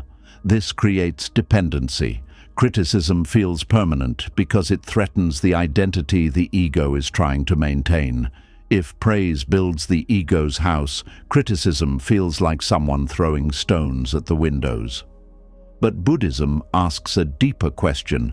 What if peace does not come from building a stronger ego house? What if peace comes from no longer mistaking the house for who you are? This is not easy to understand at first, because most people are trained to live through image. How do I appear? What do they think of me? Am I respected? Am I admired? Am I seen as successful? Am I liked? Am I attractive? Am I impressive? The ego spends enormous energy maintaining this image, but the image is fragile. A single criticism can crack it. This is why people who depend heavily on external approval often suffer deeply from criticism. Their identity is tied to reflection. If the world reflects admiration, they feel worthy. If the world reflects disapproval, they feel broken. But a life built on reflection can never be stable because people's opinions are always changing. Today they praise you. Tomorrow they misunderstand you. Today they admire you. Tomorrow they ignore you. Today they clap. Tomorrow they criticize. If your peace depends on controlling these reflections, peace will always remain unstable. The Buddhist path does not ask you to stop caring completely. It asks you to stop worshipping opinion as truth. Praise and blame are both part of life. The Buddha himself was praised by many and criticized by others. Even the wisest beings are not free from misunderstanding. So why do we believe our peace should depend on universal approval? There is no version of you that everyone will approve of. If you are kind, some will call you weak. If you are confident, some will call you arrogant. If you are quiet, some will call you boring. If you speak, some will call you too much. If you succeed, some will envy you. If you fail, some will judge you. If you change, some will miss the old you. If you stay the same, some will say you are not growing. Trying to arrange yourself so nobody criticizes you is like trying to stop the wind with your hands. It cannot be done. So the deeper question is not, how do I avoid criticism? The deeper question is, how do I remain awake when criticism comes? This is where inner freedom begins. When praise comes, receive it gently, but do not build your whole identity on it. When criticism comes, examine it carefully, but do not let it become your name. Both are visitors. Neither should become your master. The ego suffers because it wants to freeze every experience into identity. Praise becomes, I am amazing. Criticism becomes, I am worthless. Awareness sees both as passing conditions. A kind word arises and passes. A harsh word arises and passes. A feeling arises and passes. The self you are protecting so fiercely is also changing moment by moment. This understanding softens the grip of both pride and shame. You become less desperate for praise because you no longer need it to exist. You become less destroyed by criticism because you no longer treat it as final truth. This does not make you cold. It makes you steady. And steadiness is one of the greatest gifts of Buddhist practice. A steady person can listen without collapsing. They can receive praise without becoming addicted. They can receive correction without drowning in shame. They can be misunderstood without immediately abandoning themselves. This is emotional maturity. Not numbness, but balance. Many people confuse sensitivity with weakness, but often the sensitive person is not weak. They simply have old wounds close to the surface. A small criticism touches something deep, and the whole inner world reacts. The goal is not to become hard. The goal is to become spacious. A spacious mind has room for discomfort without being consumed by it. A spacious heart can feel pain without turning pain into identity. A spacious awareness can hear criticism and still remain connected to dignity. This is why meditation is so powerful. In meditation, you practice watching thoughts without obeying every thought. You practice feeling sensations without turning every sensation into a story. You practice letting experiences arise and pass. Over time, this teaches the nervous system that not everything requires panic. A harsh word may still hurt, but it no longer has to possess you. A painful memory may still arise, but it no longer has to define the day. A criticism may still sting, but it no longer has to become a life sentence. The ego wants to keep pain alive because it believes pain is protection. But awareness sees that endlessly replaying pain often becomes another form of suffering. Remembering a lesson is useful. Rehearsing humiliation forever is imprisonment. There is a difference between wisdom and rumination. Wisdom learns once. Rumination bleeds repeatedly. Many people do not realize they are keeping criticism alive by mentally repeating it. The person who criticized them may have moved on, but inside the mind, the event is still happening. The voice is still speaking. The shame is still fresh. The body still reacts. This is how the past continues living in the present. Buddhist practice invites you to notice when you are replaying old criticism and gently return to now. Not by forcing the memory away, but by recognizing, this is a memory. This is not happening now. This is a thought. This is a feeling. This is pain asking for attention. When you relate to the memory this way, you stop feeding it as identity. You bring compassion to the part that still hurts. Sometimes the criticism that feels most permanent is the one you secretly agree with. That is why it cuts so deeply. If someone says something that has no connection to your insecurity, it may annoy you, but it does not destroy you. But when their words touch a belief you already carry, the wound opens. This is why self-worth matters so deeply. A person with inner security can still feel hurt by criticism, but they are less likely to become the criticism. They have an inner home to return to. A person without inner security may wander inside the critic's words for years. Buddhist healing does not depend on forcing yourself to believe positive things. It begins with seeing clearly. What belief did this criticism touch? Where did that belief begin? Who taught me to see myself this way? Is this belief truly mine, or was it handed to me by someone else's pain? These questions loosen the roots of shame. You may discover that the criticism you carry was never wisdom. It was someone else's impatience, someone else's ignorance, someone else's fear, someone else's wound, and yet you carried it as law. The moment you see this, something inside you begins to reclaim freedom. Praise also becomes different after awareness. Instead of using praise as emotional fuel for the ego, you can receive it as a passing kindness. You can appreciate it without becoming dependent on it. You can let it warm you without needing it to define you. This is important because the addiction to praise can be just as unstable as the fear of criticism. Both keep attention trapped outside the self. Both make inner peace dependent on other people's reactions.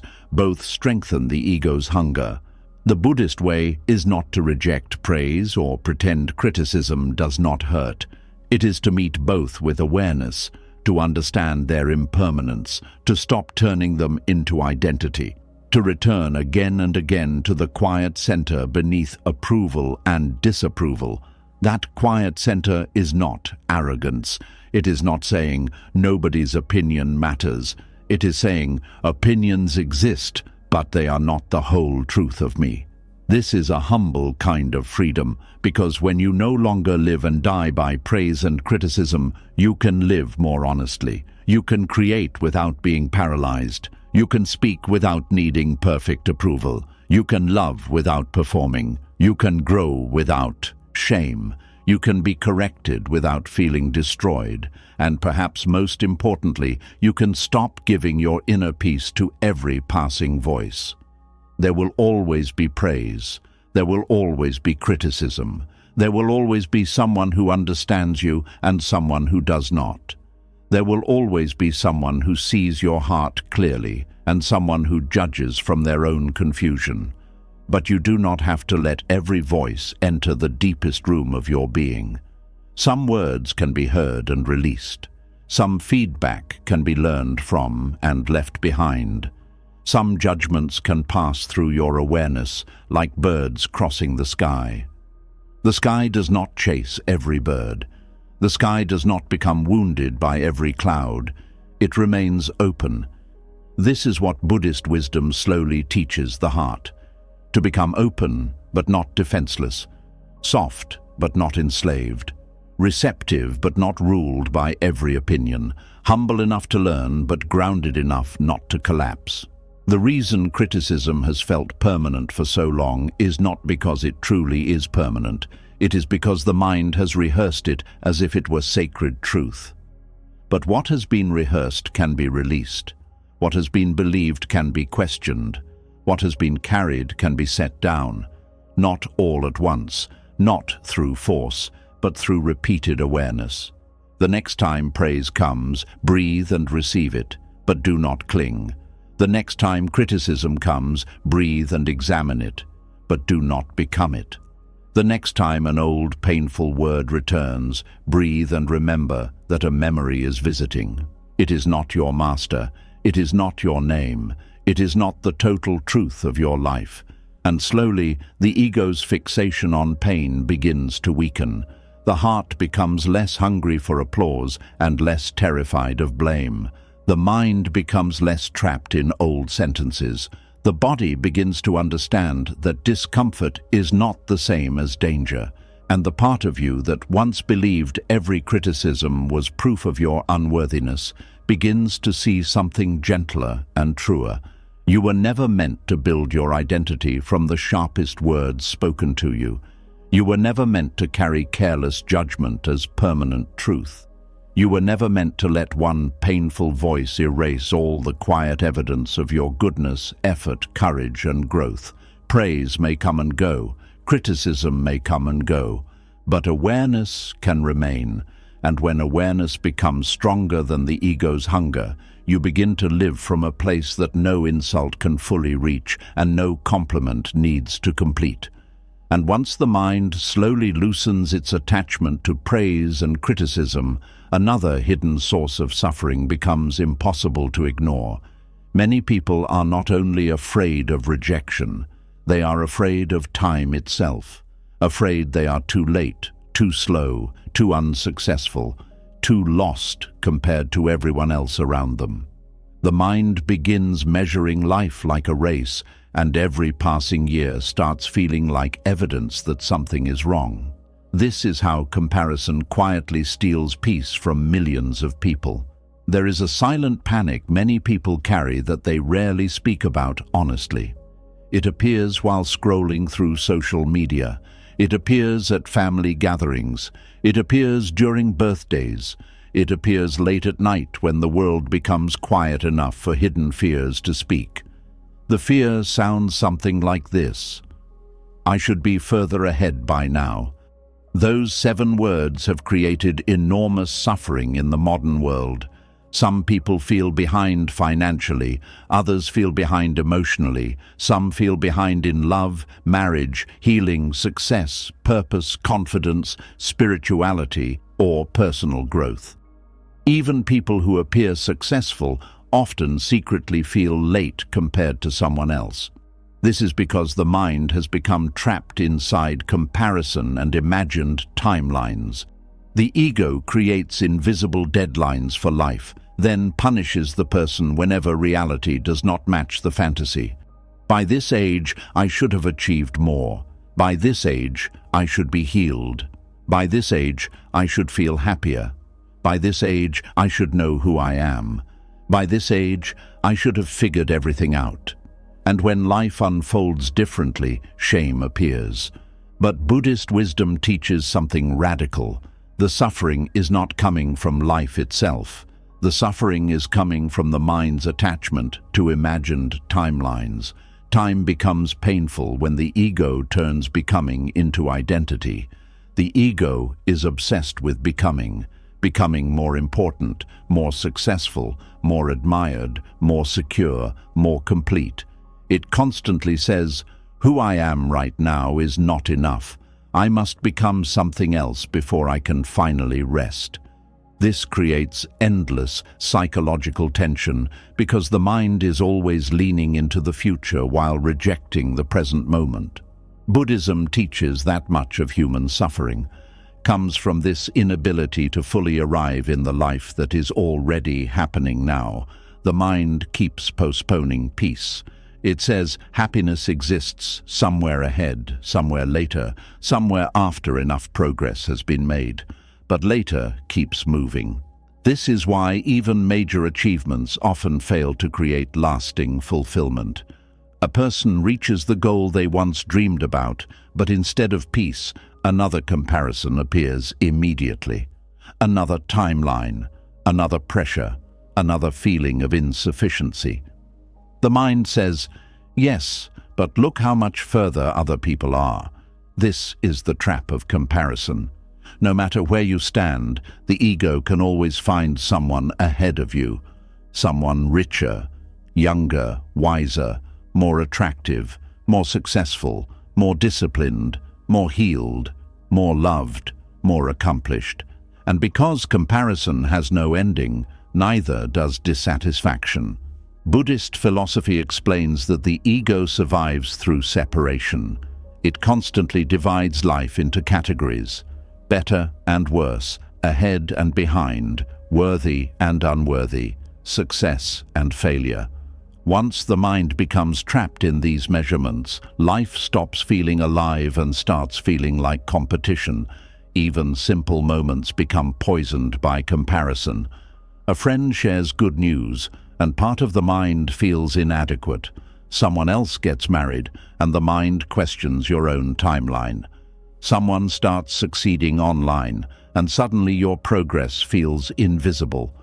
Someone younger achieves something impressive, and the ego panics about wasted time. This creates emotional exhaustion because the mind is no longer living life directly. It is constantly evaluating life through the lens of comparison. The Buddha understood that comparison creates suffering because it pulls awareness away from direct experience. Instead of simply living, the person becomes trapped inside mental measurement. They stop experiencing the present moment clearly because they are always checking where they stand compared to others. But here is the deeper problem. Comparison is built on incomplete information. You compare your full inner life to someone else's visible surface. You compare your pain, fears, insecurities, failures, and private struggles to another person's highlights. Naturally, you feel behind. You see someone's success, but not their loneliness. You see someone's confidence, but not their anxiety. You see someone's relationship, but not their emotional wounds. You see someone's achievements, but not the years of confusion behind them. This is why comparison creates illusion. The ego imagines other people's lives as complete stories based on fragments. Buddhist awareness cuts through this illusion by bringing attention back to reality instead of fantasy. What is actually happening right now? What is truly here in this moment? What thoughts are creating suffering? What expectations is the mind clinging to? Many people never ask where their timelines even came from. They simply inherited them from society, family, culture, social media, and fear. At some point, they unconsciously accepted a script about how life should unfold. Success by this age, marriage by this age, children by this age, healing by this age, financial security by this age, emotional maturity by this age. But life is not a factory assembly line. Human beings do not unfold in identical timing. Some people bloom early. Others bloom after deep suffering. Some learn love young. Others learn wisdom through heartbreak. Some find purpose quickly. Others discover themselves after years of confusion. A tree does not panic because another tree grows taller, faster. A river does not feel ashamed because another river reaches the ocean sooner. Only the human ego turns life into a race. This is why Buddhism places enormous importance on presence. The present moment is the only place life actually exists.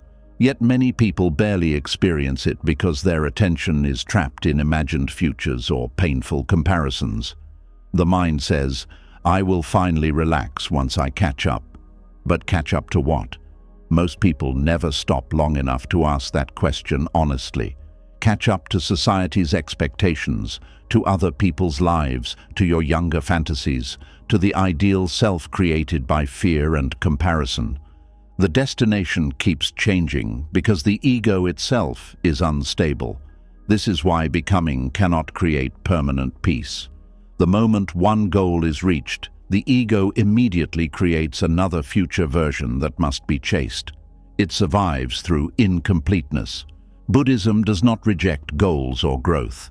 It rejects attachment to becoming as the source of worth.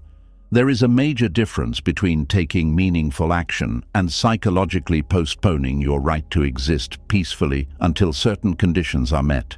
Many people live as if they are permanently almost enough, almost successful enough, almost healed enough, almost attractive enough, almost wise enough, almost ready enough, and because almost never ends, they spend years emotionally starving while waiting to arrive somewhere the ego itself keeps moving further away.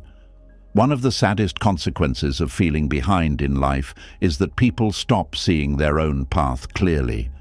Comparison blinds them to their actual growth. They become obsessed with what is missing while ignoring what has already survived, healed, learned, endured, and transformed. A person who once could barely get out of bed may now be rebuilding their life quietly, but comparison whispers, "You should still be further." A person who survived deep emotional pain may now be slowly learning peace, but comparison says, "Others are already happier." A person who spent years lost may finally be finding direction, but comparison says, "You wasted too much time." This is how the ego steals gratitude from the present. Buddhist teachings on impermanence also help dissolve the illusion of falling behind. Everything in life changes constantly. Success changes, failure changes, relationships change, bodies change, careers change, emotions change, identities change. The version of life you envy today may look completely different years from now. Yet the ego treats temporary conditions like permanent rankings. The Buddha saw clearly that attachment to status creates suffering because status itself is unstable. Today, someone appears ahead. Tomorrow, life changes everything. Illness, loss, heartbreak, aging, confusion, or transformation can completely alter a person's path.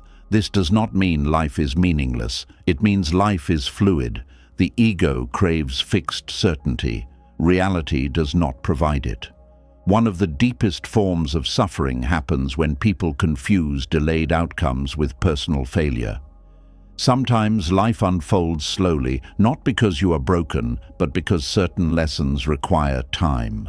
Some people need years to heal wounds others never carried.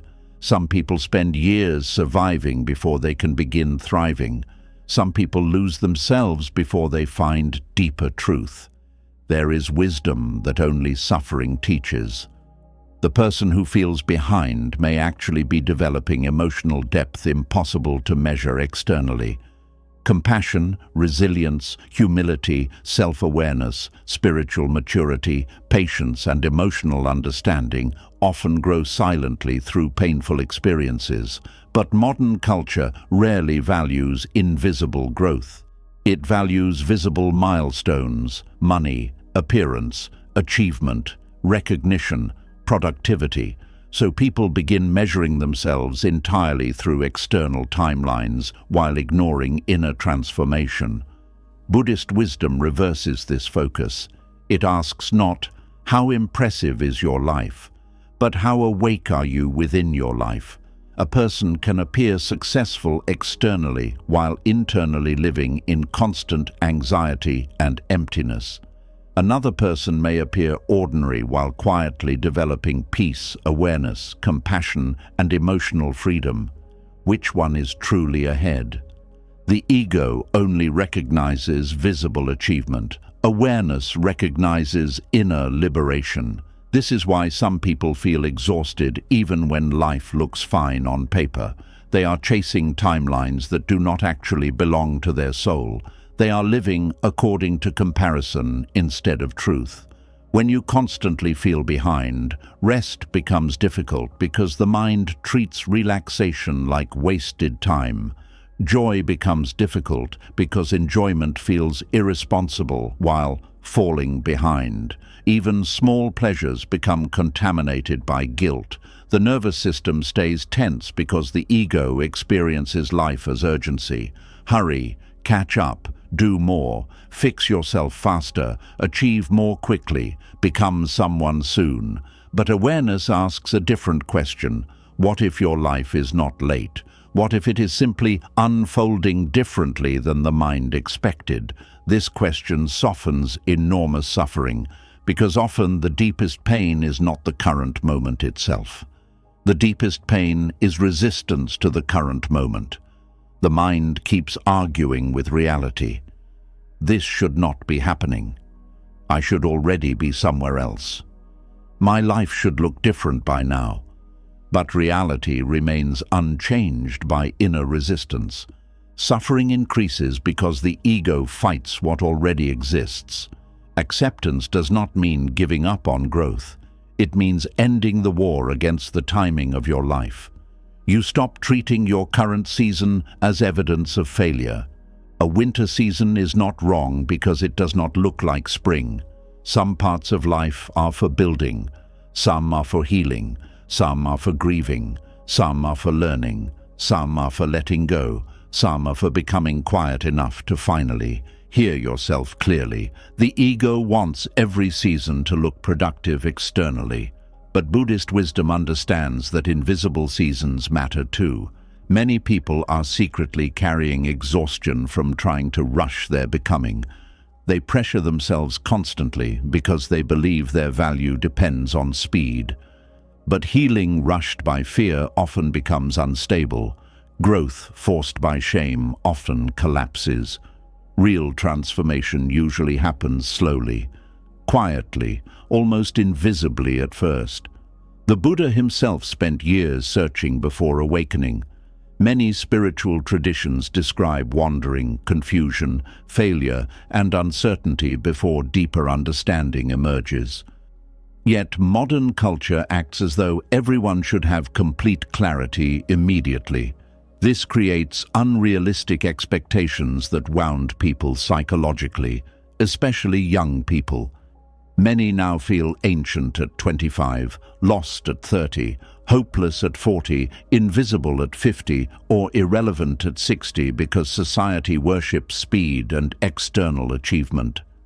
But Buddhist awareness sees how absurd this is. Human life cannot be reduced to timelines and comparisons. You are not a delayed product. You are not a failed project. You are not behind because your journey looks different. Some people awaken emotionally after years of numbness. Some learn self-worth after decades of shame. Some discover love after years of loneliness. Some find purpose after surviving darkness. Some only begin truly living after losing everything false. Life is not linear. This understanding creates compassion toward yourself. Instead of attacking your current stage, you begin listening to it. What is this season teaching me? What pain still needs healing? What illusion am I being asked to release?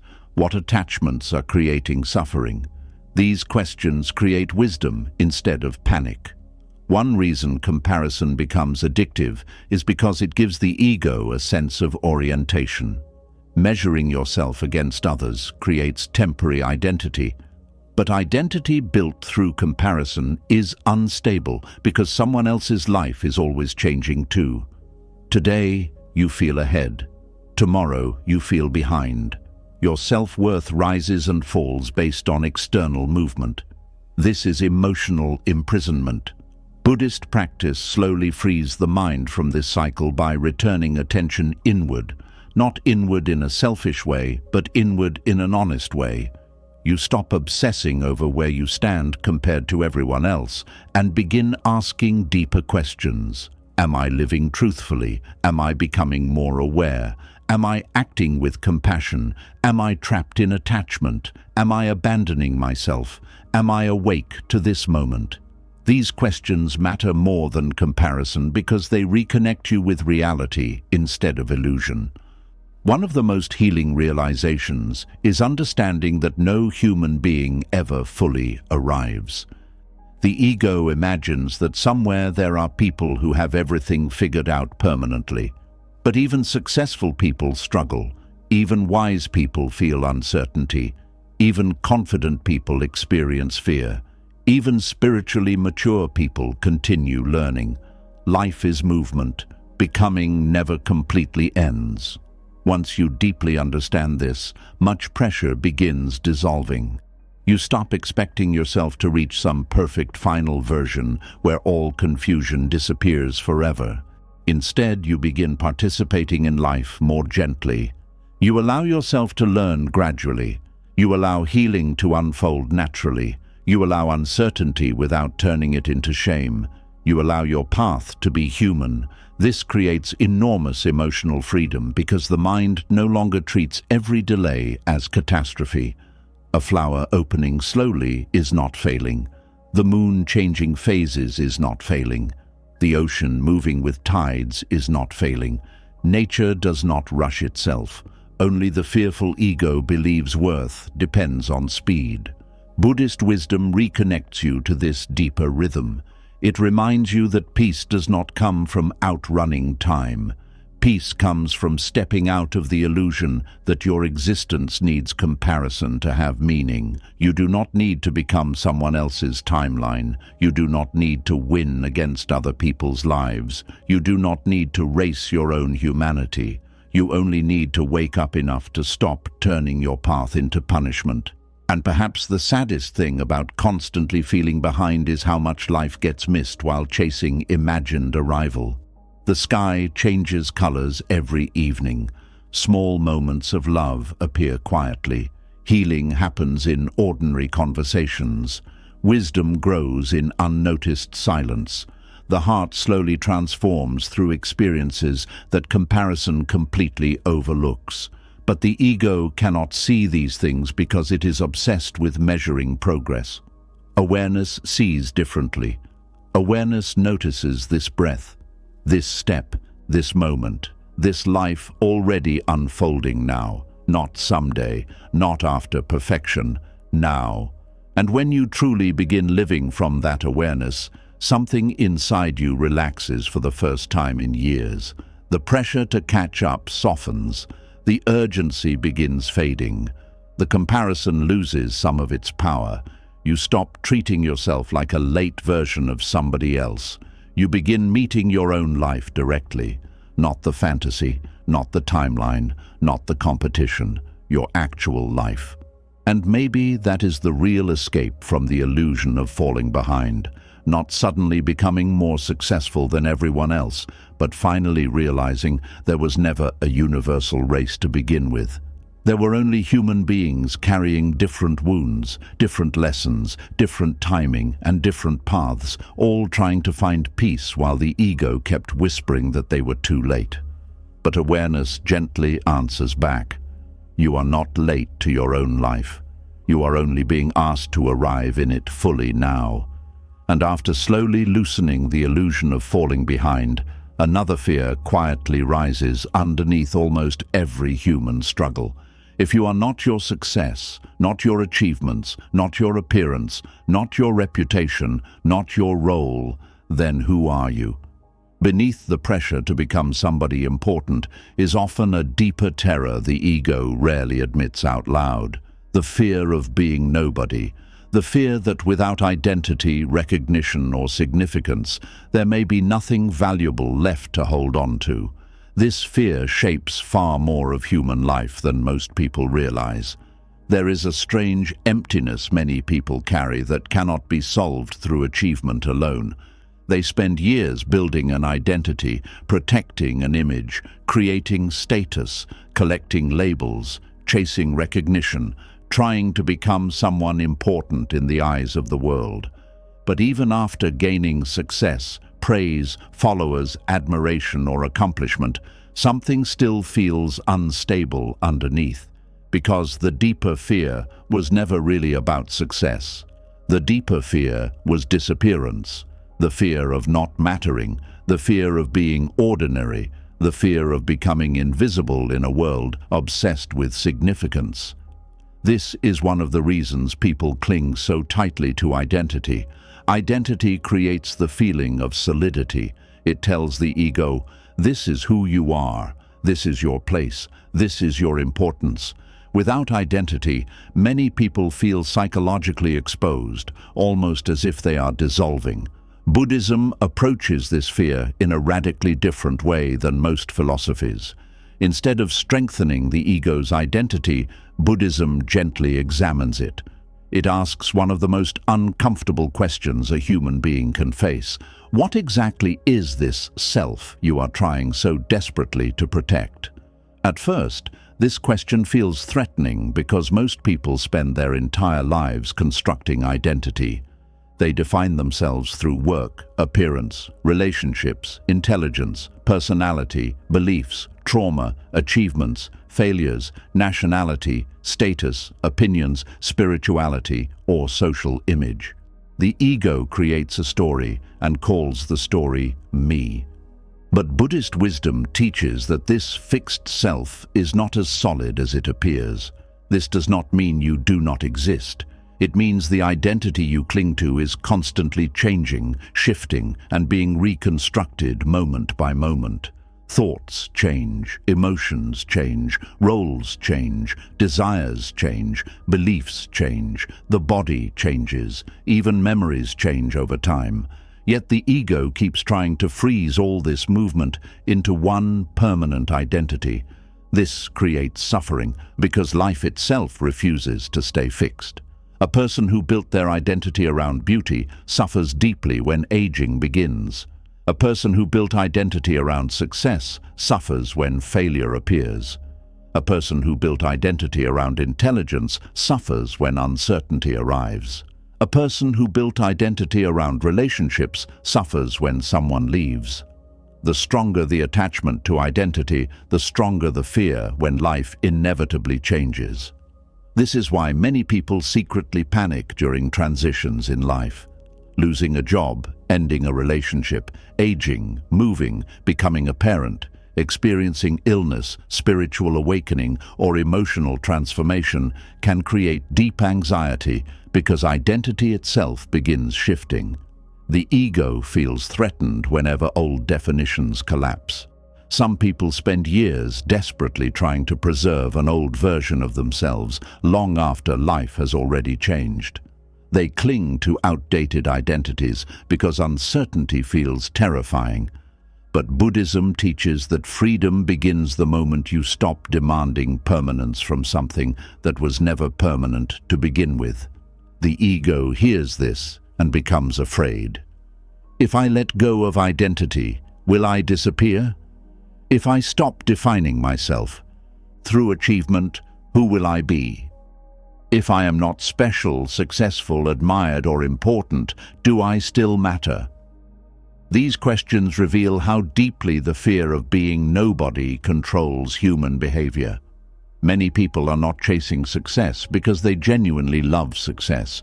They are chasing emotional proof that they exist meaningfully. Recognition temporarily silences the fear of emptiness. Attention temporarily comforts insecurity. Status temporarily protects the ego from feeling invisible. But the relief never lasts long. Soon the ego needs another achievement, another validation, another reminder of importance. This creates endless psychological hunger because external identity can never fully stabilize inner insecurity. The Buddha understood this deeply. He saw that the ego keeps searching for permanent solidity in a world where everything changes. But instead of creating peace, this search creates attachment, fear, anxiety, comparison, and suffering. One of the most difficult truths for the ego to accept is that no identity can fully protect you from impermanence. Titles fade, bodies age, reputations change, popularity disappears, success fluctuates, roles shift. Even the image you have of yourself changes repeatedly throughout life. The ego experiences this instability as terrifying because it wants certainty. It wants something fixed to hold on to. But Buddhism gently reveals that the problem is not change itself. The problem is clinging. A hand gripping water tightly cannot hold it. The tighter the grip, the faster the suffering. Many people secretly live in fear of insignificance. They worry that if they stop achieving, producing, posting, performing, impressing, or proving themselves, nobody will care about them anymore. This fear becomes especially strong in cultures obsessed with visibility and productivity. People begin treating existence itself like performance. They constantly manage how they appear. They carefully shape public identity. They fear silence because silence removes external confirmation. They fear slowing down because achievement became emotional protection. They fear anonymity because anonymity feels like emotional death to the ego. This creates enormous exhaustion. The person becomes trapped inside maintaining a self-image. But maintaining identity requires constant effort because identity itself is unstable. This is why some people feel strangely empty after major accomplishments. The achievement briefly strengthens the ego, but soon the old insecurity returns because the deeper fear was never solved. The ego still fears becoming nobody. Buddhist teachings on emptiness are often misunderstood. Emptiness does not mean meaninglessness. It means that the self does not exist independently as a fixed, permanent entity. Everything is interconnected, changing, and dependent on conditions. At first, this idea can feel frightening because the ego wants solidity, but eventually something extraordinary begins happening. The fear of being nobody slowly transforms into freedom from needing to become somebody. This changes life completely. You no longer need every interaction to confirm your worth. You no longer need constant recognition to feel real. You no longer collapse whenever identity shifts. You no longer panic every time life changes direction, because you begin understanding that the self was never a fixed object to defend so desperately. This creates spaciousness inside the mind. Instead of constantly protecting identity, awareness begins observing experience more openly. Thoughts arise and pass. Emotions arise and pass. Roles arise and pass. Success arises and passes. Failure arises and passes. None of them fully define the totality of your existence. This realization softens enormous suffering. A person who strongly identifies with failure becomes trapped in shame. A person who strongly identifies with success becomes trapped in fear of losing it. A person who strongly identifies with image becomes trapped in performance. But awareness itself remains larger than these passing conditions. Many people are terrified of being ordinary because the ego believes ordinariness means worthlessness. Society reinforces this constantly. Be exceptional, be unique, be ahead, be admired, be unforgettable, be more, always more. But this endless pressure creates deep emotional loneliness because the person begins relating to life through constant self-measurement. Even spirituality can become ego performance. People become attached to being seen as awakened, wise, healed, disciplined, or enlightened. The ego can turn anything into identity if it believes identity creates safety. This is why Buddhism repeatedly emphasizes letting go. Not because identity itself is evil, but because attachment to. Identity creates suffering. The more tightly you cling to who you are supposed to be, the more painful life becomes whenever reality changes. A person deeply attached to being strong struggles terribly when vulnerability appears. A person attached to being good suffers intensely when they make mistakes. A person attached to being intelligent panics when they feel uncertain.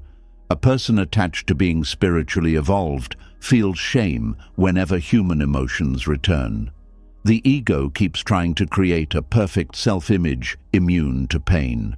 But no such image exists. This is why Buddhist freedom is not about becoming a perfect identity. It is about no longer needing identity to carry your entire worth. This creates incredible emotional flexibility. You can fail without becoming failure. You can feel sadness without becoming brokenness. You can experience confusion without becoming worthless. You can lose roles without losing existence itself. Many people have never experienced this freedom because they have spent their entire lives trying to solidify identity. They are always introducing themselves internally. I am successful. I am attractive. I am damaged. I am important. I am a failure. I am special. I am unlovable. These labels become psychological prisons because the ego repeats them constantly until they feel absolute. But Buddhism asks you to look more carefully. Who are you before the label appears? Who notices the thought, I am a failure? Who notices the fear, I am nobody? Awareness itself cannot be reduced to a single identity. This realization begins dissolving the ego's panic. You stop trying to freeze yourself into one permanent definition. You allow yourself to be human, changing, unfinished, evolving. This also changes relationships. When identity insecurity is strong, people often seek others to stabilize their sense of self. They need constant reassurance, validation, admiration, or attention because internally they feel uncertain about who they are. But when awareness deepens, relationships become less desperate. You stop asking other people to constantly confirm your existence. You stop needing to perform identity for love. You stop turning connection into emotional survival. Instead, relationships become spaces of presence rather than identity maintenance. This creates peace. Many people fear emptiness because they misunderstand it. They think emptiness means losing themselves completely. But Buddhist emptiness is not nihilism. It is openness. It is freedom from rigid identity. A rigid tree breaks in a storm. A flexible tree bends and survives. The ego wants rigidity. Awareness allows flexibility. This flexibility reduces suffering because life itself is movement. Every stage of life changes who you appear to be externally. Childhood disappears, youth disappears, careers shift, relationships transform, bodies age, opinions evolve. Identity naturally moves. The person attached to fixed identity suffers constantly during these transitions. The person rooted in awareness moves more gently with change. One of the deepest fears hidden beneath identity insecurity is mortality itself. The ego fears being forgotten, forgotten by people, forgotten by history, forgotten by the world. This fear quietly drives enormous amounts of human behavior. People want legacy because legacy promises symbolic permanence. They want recognition because recognition temporarily eases existential fear. They want significance because insignificance feels emotionally unbearable to the ego. But Buddhism teaches something profoundly calming. Your existence does not need cosmic importance to have value. A sunset does not need applause to be beautiful. A flower does not need recognition to bloom. A quiet act of kindness does not become meaningless simply because the world does not celebrate it. The ego constantly asks, "Will I be remembered?" Awareness asks, "Can I be fully present?" This changes the entire direction of life. Instead of chasing immortality through image, you begin touching life directly. The taste of tea, the feeling of breath, the warmth of connection, the stillness of silence, the beauty of simple existence. These ordinary moments become sacred once the obsession with becoming somebody begins loosening.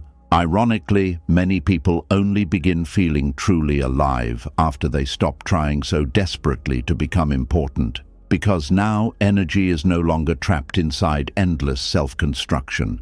You stop monitoring yourself constantly. You stop performing identity every second. You stop fearing every shift in life. You stop needing every person to validate your existence. And slowly, something quieter begins emerging. Not ego confidence, not superiority, not grand identity, just presence. Simple presence. A. Peaceful awareness, no longer fighting constantly to prove existence. This is why Buddhist freedom can feel so strange at first. The ego expects freedom to feel like becoming extraordinary. But often, freedom feels ordinary, light, spacious, uncomplicated, like finally setting down heavy armor you forgot you were wearing. The fear of being nobody slowly dissolves because you realize nobody was ever required. Existence itself was enough before the ego began demanding specialness. This does not make life passive. You can still create, work, love, build, dream, and contribute. But now these actions arise from aliveness rather than desperate identity hunger. You no longer need achievement to prove existence. You no longer need superiority to feel worthy. You no longer need constant visibility to feel real. This creates deep peace because your worth is no longer attached to maintaining a psychological performance. The Buddha often emphasized that suffering comes from clinging. Identity insecurity is one of the deepest forms of clinging because the ego believes letting go means annihilation. But the opposite often happens. The more identity softens, the more alive life feels. Colors feel brighter, moments feel deeper, relationships feel more genuine, silence feels less threatening. The present moment becomes accessible again because attention is no longer trapped in constant self-construction. There is enormous relief in no longer needing to be extraordinary every second to deserve existence. You can simply be human, tired sometimes, confused sometimes, joyful sometimes, afraid sometimes, peaceful sometimes, changing constantly, and still worthy of compassion. This understanding also softens judgment toward others.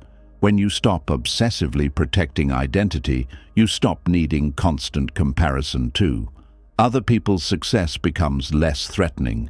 Other people's opinions become less controlling. Other people's recognition becomes less necessary. The mind becomes less crowded, less defensive, less hungry. This is not because you stopped existing. It is because you stopped trying to force yourself into a permanent image. One of the deepest spiritual freedoms is realizing that awareness itself does not need applause. Awareness does not need titles. Awareness does not need to become the most admired person in the room. Awareness simply notices life unfolding. The ego fears this simplicity because simplicity cannot be controlled through status. But the heart often longs for it quietly, to stop pretending, to stop proving, to stop carrying the exhausting pressure of becoming somebody important enough to finally deserve peace. And perhaps that is the great transformation Buddhism offers, not the destruction of individuality, but liberation from the prison of identity insecurity. You stop asking, "Am I somebody important enough?" and begin asking, "Can I fully wake up to this moment without clinging?" That question changes everything, because the fear of being nobody was never truly solved through becoming more impressive. It softens through awareness, through presence, through realizing that the self you spent years desperately protecting was never fixed enough to carry permanent peace anyway. And when that realization settles deeply into the heart, something extraordinary begins happening. You stop running from emptiness. You discover spaciousness inside it. You stop fearing ordinariness. You discover freedom inside simplicity. You stop desperately trying to become someone unforgettable. You finally remember how to simply be. And in that quiet being, untouched by comparison, untouched by performance, untouched by the exhausting hunger for identity, you discover something the ego could never understand. You were never empty because you failed to become somebody. You only felt empty because you forgot the peace that exists before the mind starts demanding a permanent self to defend. And once the fear of being nobody begins to lose its power, another painful pattern becomes clearer. Some people do not chase achievement because they are truly free. They chase achievement because silence terrifies them. They are afraid that if they stop winning, producing, improving, proving, and becoming impressive, the old emptiness will return and whisper the truth they have been running from for years. Without all this, who would love me? There is a kind of success that looks beautiful from the outside, but feels heavy on the inside. People clap, praise, admire, respect, and celebrate it. But behind the polished surface, the person may feel strangely tired, lonely, and never fully satisfied. They achieve one goal, but peace does not stay. They reach one milestone, but the mind immediately creates another. They receive recognition, but deep down, they still feel like they are one mistake away from being exposed as not enough. This is the hidden suffering of the overachiever. The world often sees ambition, discipline, excellence, and strength. But Buddhism teaches us to look beneath appearances, because not every action that looks strong comes from inner freedom. Sometimes achievement comes from joy. Sometimes it comes from purpose. Sometimes it comes from love for learning, service, beauty, or contribution. But sometimes achievement comes from fear, fear of being ordinary, fear of being rejected, fear of disappointing people, fear of resting, fear of discovering that without success there is nothing solid inside. This is why many overachievers cannot enjoy what they accomplish. The mind treats every victory as temporary protection from shame. For a few moments, the praise feels good. The result feels satisfying. The person feels safe. But soon, the old hunger returns. The achievement that once felt important becomes normal. The mind asks, "What next?" And suddenly, the person is running again. Buddhist wisdom sees this as craving. Not simply craving for money, fame, or status, but craving for a stable identity through achievement. The ego says, "If I accomplish enough, I will finally become someone solid, someone worthy, someone safe." But the self built from achievement is unstable because achievement itself is unstable. Results change, praise fades, competition grows, bodies get tired, opportunities shift, the world moves on. So the overachiever lives under constant pressure to renew their worth again and again. This is not true peace. It is emotional labor disguised as success. Many overachievers learned early that love was tied to performance. Maybe they were praised most when they won. Maybe they were noticed only when they achieved. Maybe mistakes were treated harshly. Maybe their family placed heavy expectations on them. Maybe they became the responsible child, the gifted child, the strong child, the one who could not afford to fail. Slowly, the child began to believe that being loved and being impressive were connected. That belief may follow them for decades. Even as adults, they may not know how to separate who they are from what they produce. A good result makes them feel temporarily valuable. A bad result makes them feel personally defective. Rest feels uncomfortable because it removes the performance. Failure feels unbearable because it touches the old wound of conditional worth. This is why overachievement can become addictive. It gives short bursts of relief. Every accomplishment becomes proof that the person is still valuable. But like all forms of craving, the relief fades quickly. The mind needs another hit of validation, another success, another sign that they are not falling apart. The tragedy is that the overachiever may be admired by everyone except themselves. They may have evidence of talent, discipline, and courage all around them, yet inside they feel behind. They may inspire others while quietly feeling empty. They may be called strong while secretly feeling exhausted. They may appear confident while living with deep fear that stopping will reveal something shameful. Buddhism teaches that suffering grows when we identify with impermanent things.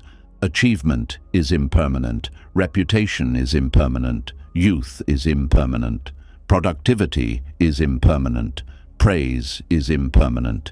Even skill changes over time. If your entire worth rests on these things, then your peace will always feel threatened. This is why constant achievement cannot heal unworthiness. It can decorate the wound. It can distract from the wound. It can win applause around the wound.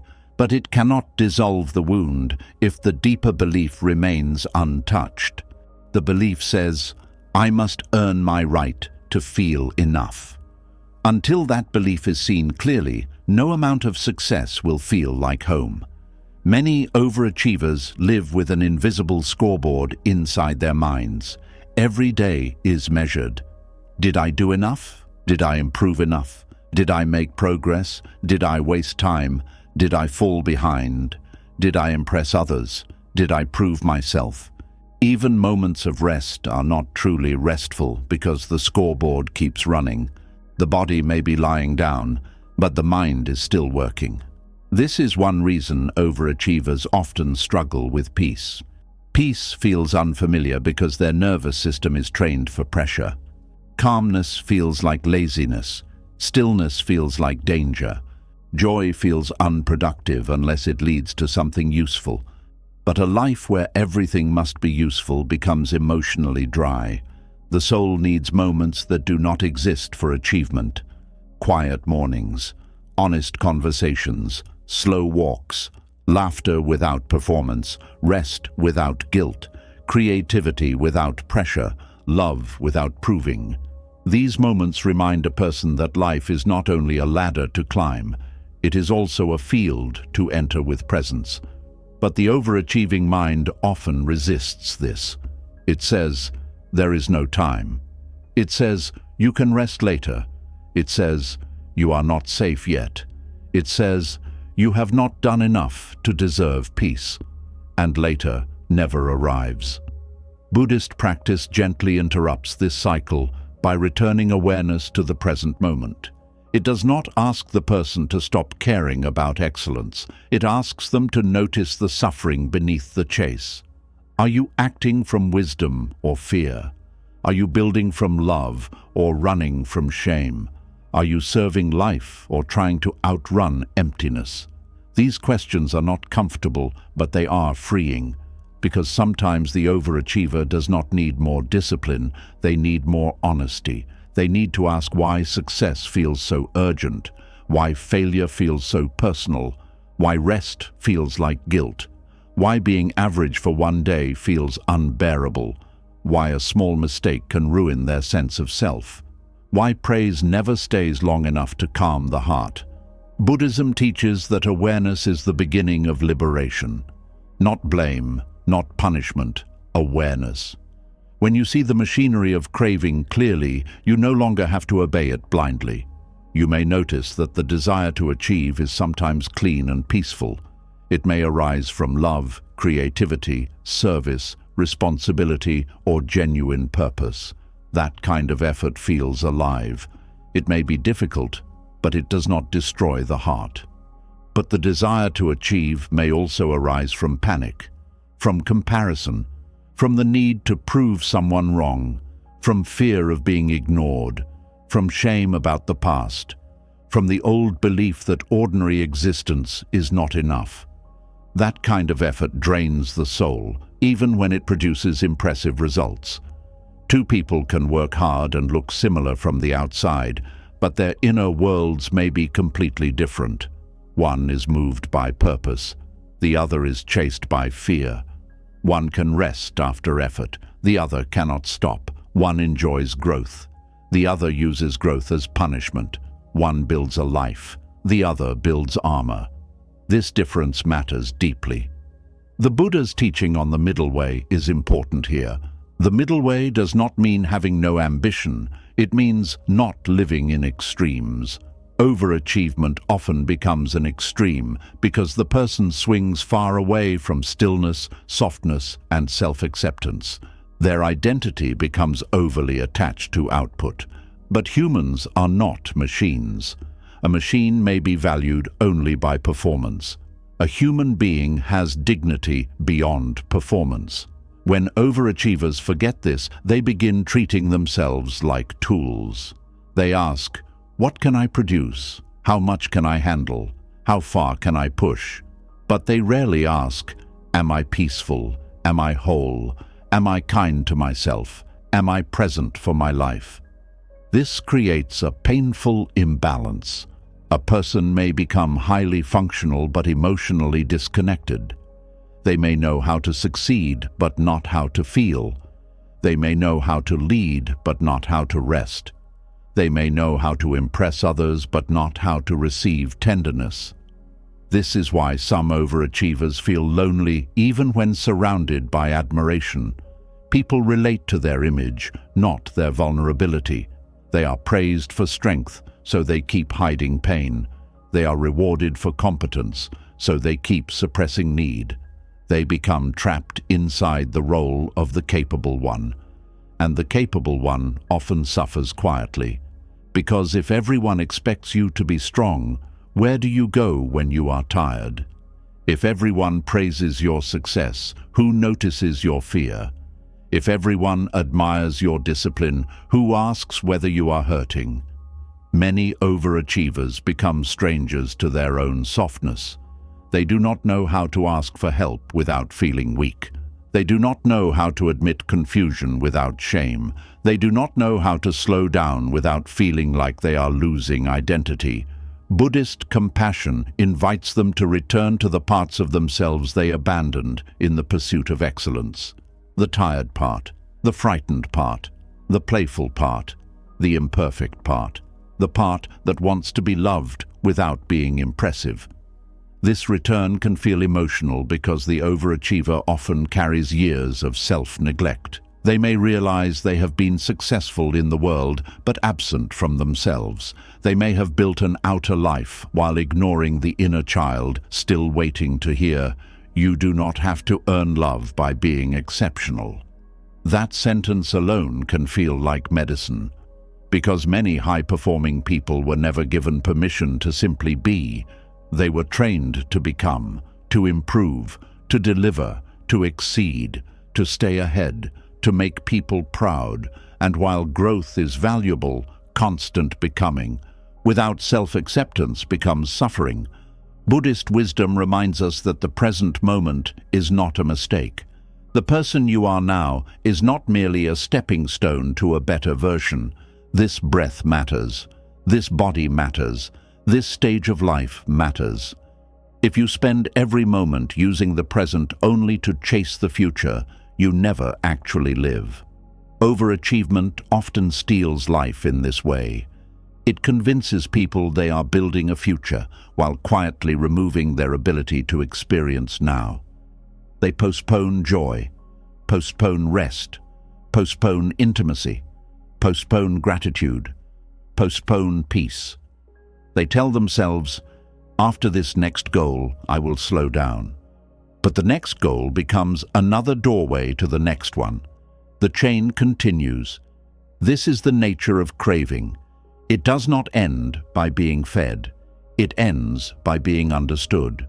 The overachiever may believe the solution is bigger success, but Buddhism suggests the deeper solution is freedom from the belief that success can finally complete the self.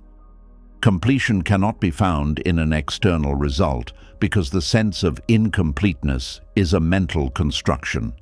It is maintained by craving, comparison, attachment, and self-image. When awareness sees this clearly, the chase begins to loosen. The person may still achieve, they may still work hard, they may still build beautiful things. But achievement no longer carries the impossible burden of proving worth. Work becomes expression, not identity.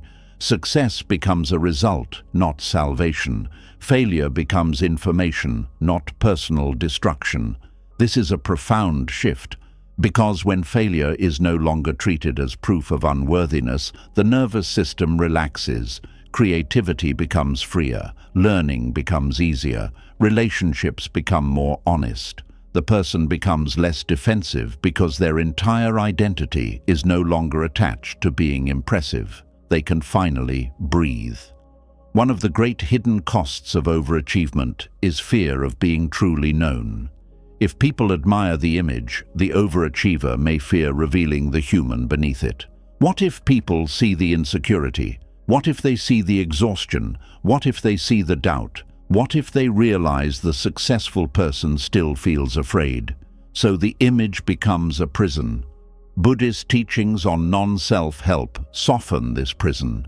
If the successful identity is not the whole of you, then it does not need constant defense. If the insecure identity is not the whole of you, then it does not need to define you either. Both are passing experiences within awareness. You can experience ambition without becoming ambition. You can experience fear without becoming fear.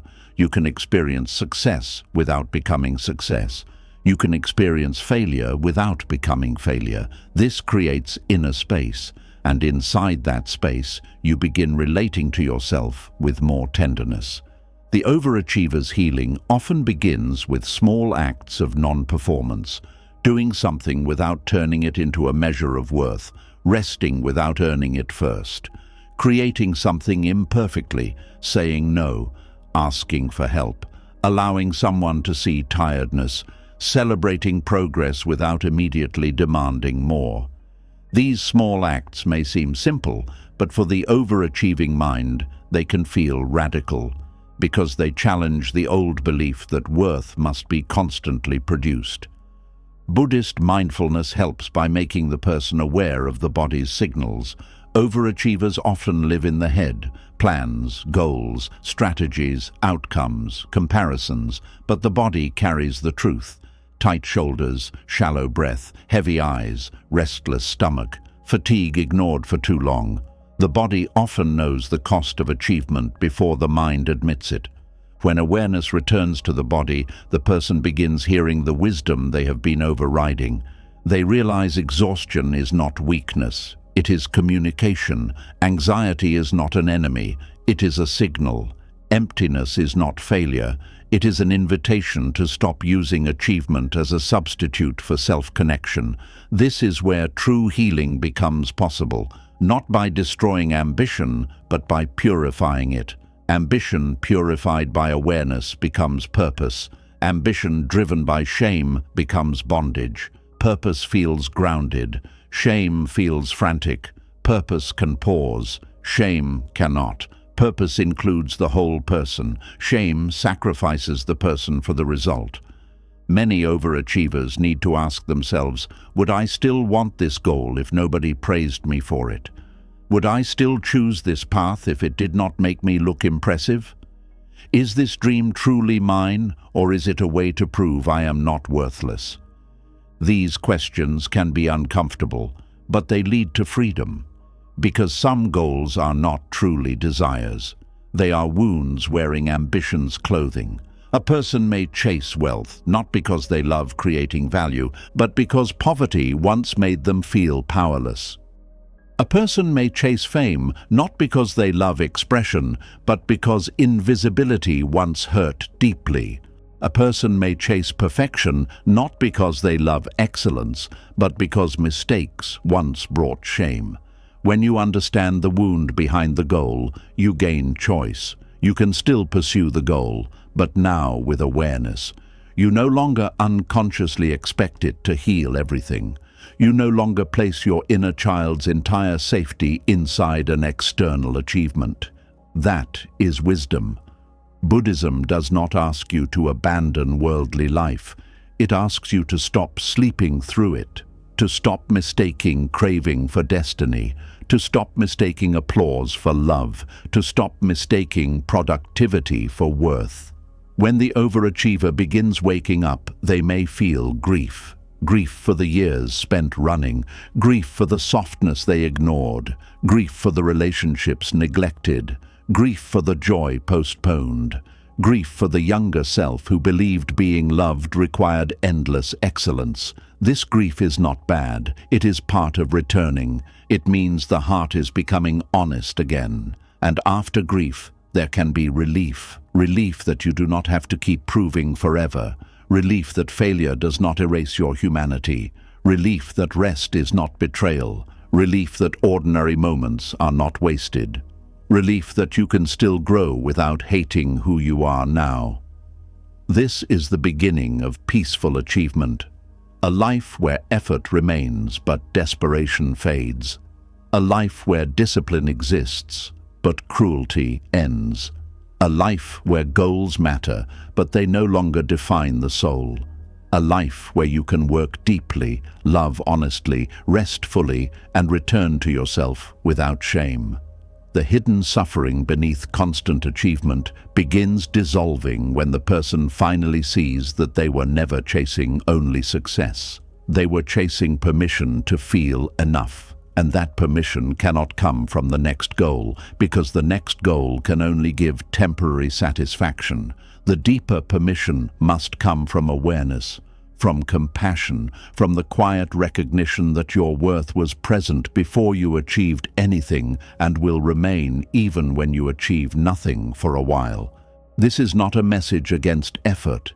It is a message against self-abandonment disguised as effort, because the world may reward your exhaustion, but your soul knows the difference between being alive and merely being productive.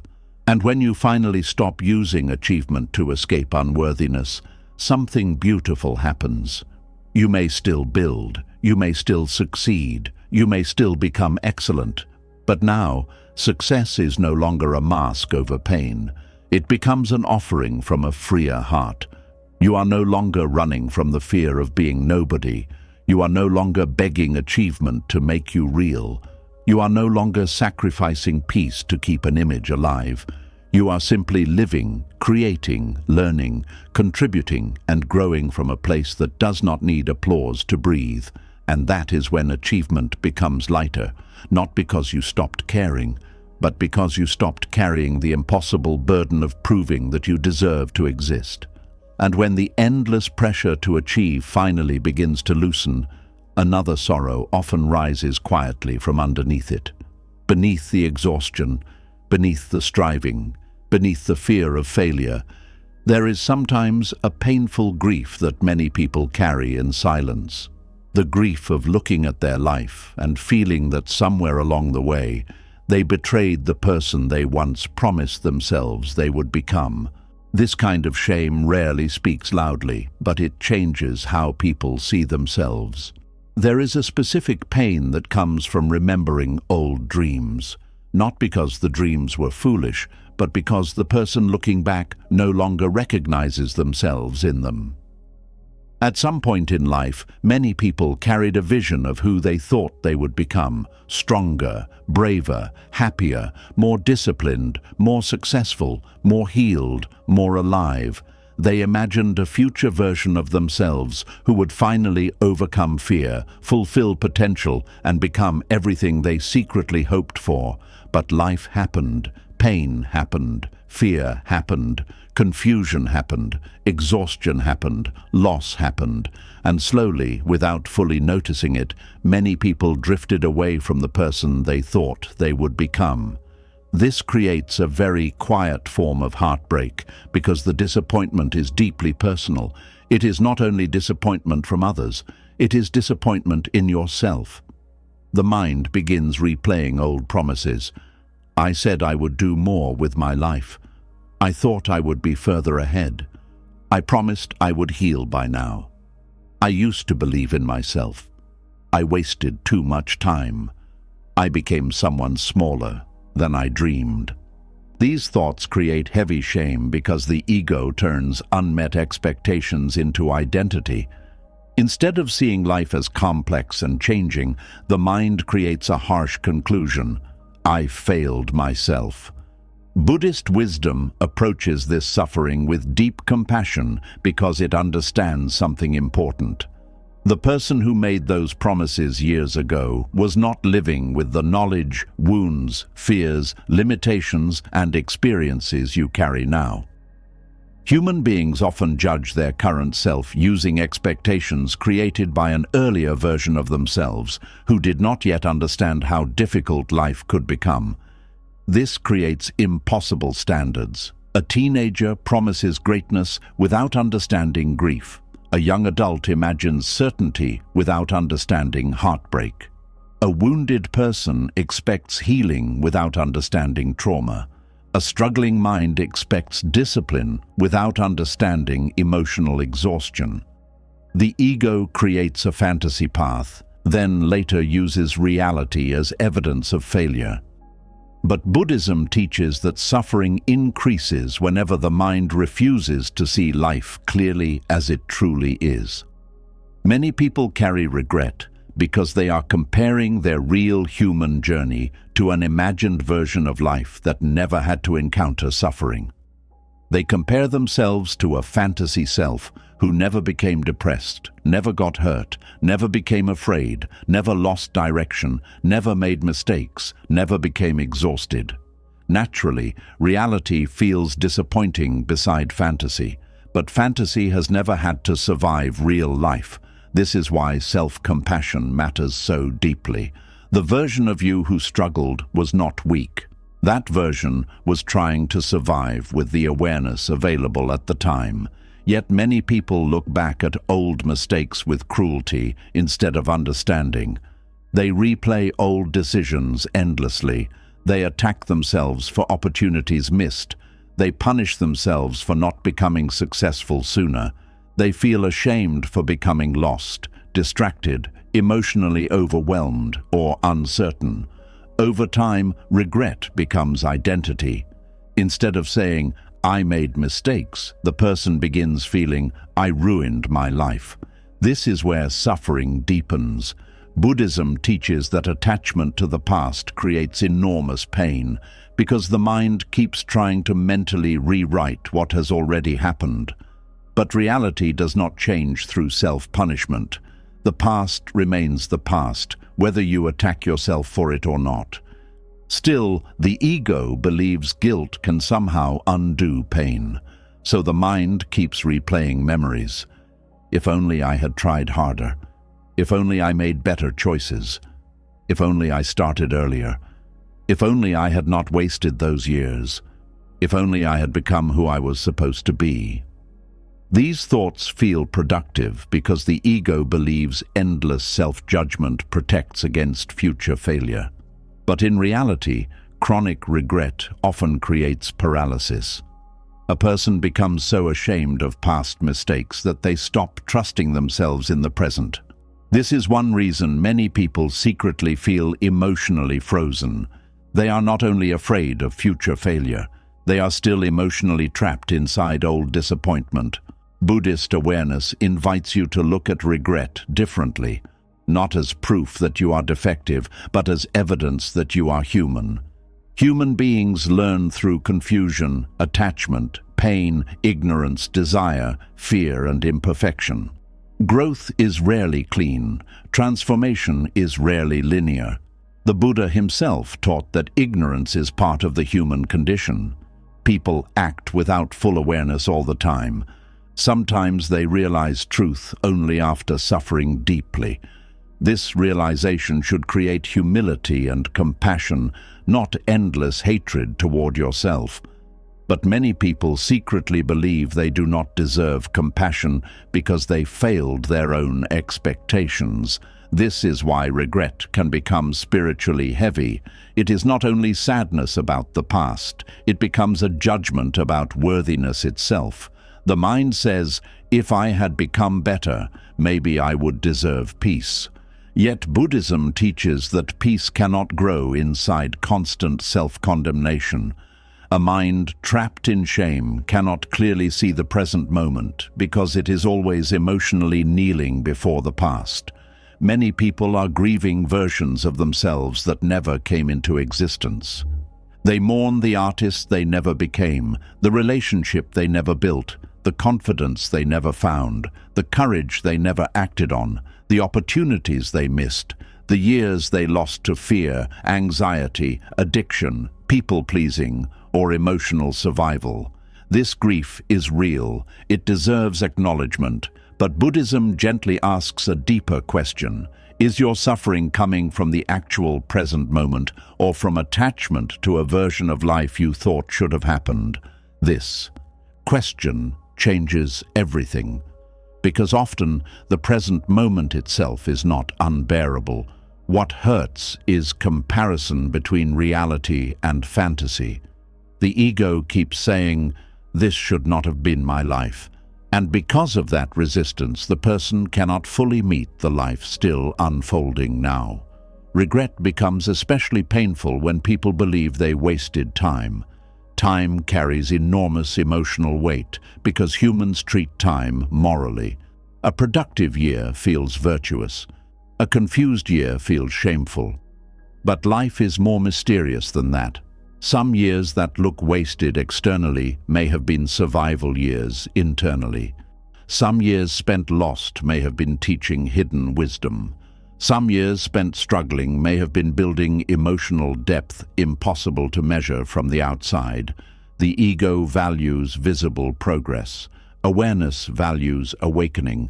A person may spend years appearing behind while slowly learning compassion, humility, resilience, emotional honesty, or spiritual understanding.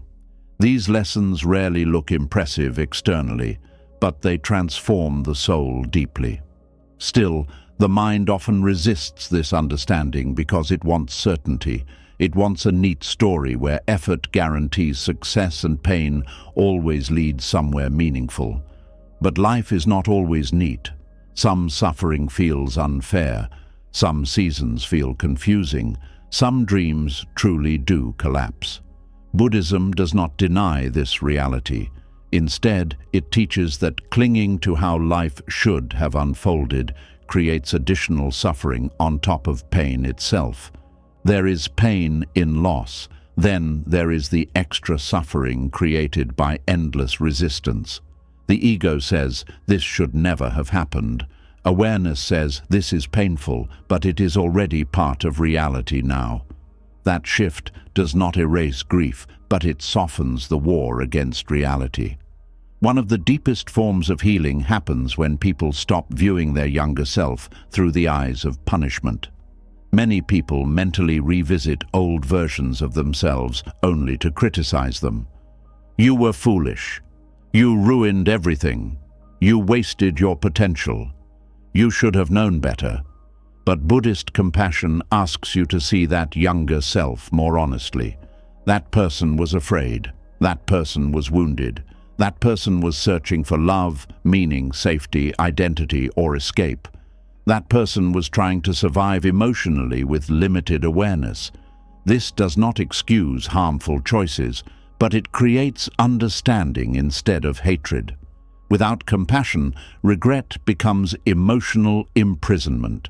With compassion, regret becomes wisdom. This difference matters deeply. Wisdom learns from the past. Shame lives inside the past. Many people secretly carry enormous shame about becoming less than what they promised themselves because they attached identity to potential. Potential becomes emotionally dangerous when it turns into pressure. You could have been extraordinary. You had so much promise. You were meant for more. At first, these statements may sound encouraging, but over time they can create crushing psychological weight. The person begins feeling that ordinary humanity is failure. Every imperfect season feels like betrayal of potential. This is especially painful for gifted, sensitive, or highly self-aware people. They often imagine intense futures for themselves early in life. Then adulthood confronts them with limitation, emotional complexity, fear, and uncertainty. The gap between fantasy and reality becomes emotionally devastating, but Buddhism teaches that attachment to identity creates suffering, including attachment to imagined future identities. The person you should have become is still a mental construction, a fantasy self, a possibility imagined by the ego. Clinging to that image prevents full relationship with the person actually here now. And the person here now still deserves love, still deserves compassion, still deserves presence. Many people postpone self-acceptance until they become who they once promised they would be. But the years keep passing while the inner war continues. I cannot forgive myself yet. I have not earned peace yet. I still need to fix my life first. This creates endless emotional delay. Buddhism gently interrupts this cycle by returning attention to awareness itself. The present moment is not asking you to become your perfect fantasy before breathing fully. Life is still unfolding now, even after mistakes, even after detours, even after regret. This does not mean abandoning responsibility. If harm was done, repair matters. If growth is needed, effort matters. Buddhism does not encourage denial. It encourages awakening from unconscious suffering. Sometimes regret becomes unconscious identity. The person becomes attached to disappointment because disappointment feels familiar. They replay failure repeatedly because the ego believes carrying pain proves seriousness. Letting go almost feels disrespectful to the past. But self-punishment does not honor your younger self. Healing honors them. Learning honors them. Growing honors them. Living honestly now honors them. There is also deep suffering in believing your life story is already finished. Some people secretly act as though they missed their chance permanently. They stop dreaming, stop trying, stop trusting life, stop believing change is possible. Regret becomes a fixed identity, but Buddhism teaches impermanence. Everything changes constantly. Identity changes, circumstances change, awareness changes. Human beings can awaken at unexpected moments in life. Some people discover purpose at 40, some discover peace at 60, some learn self-love after decades of shame, some only begin truly living after losing everything false. Life does not move according to the ego's rigid timelines.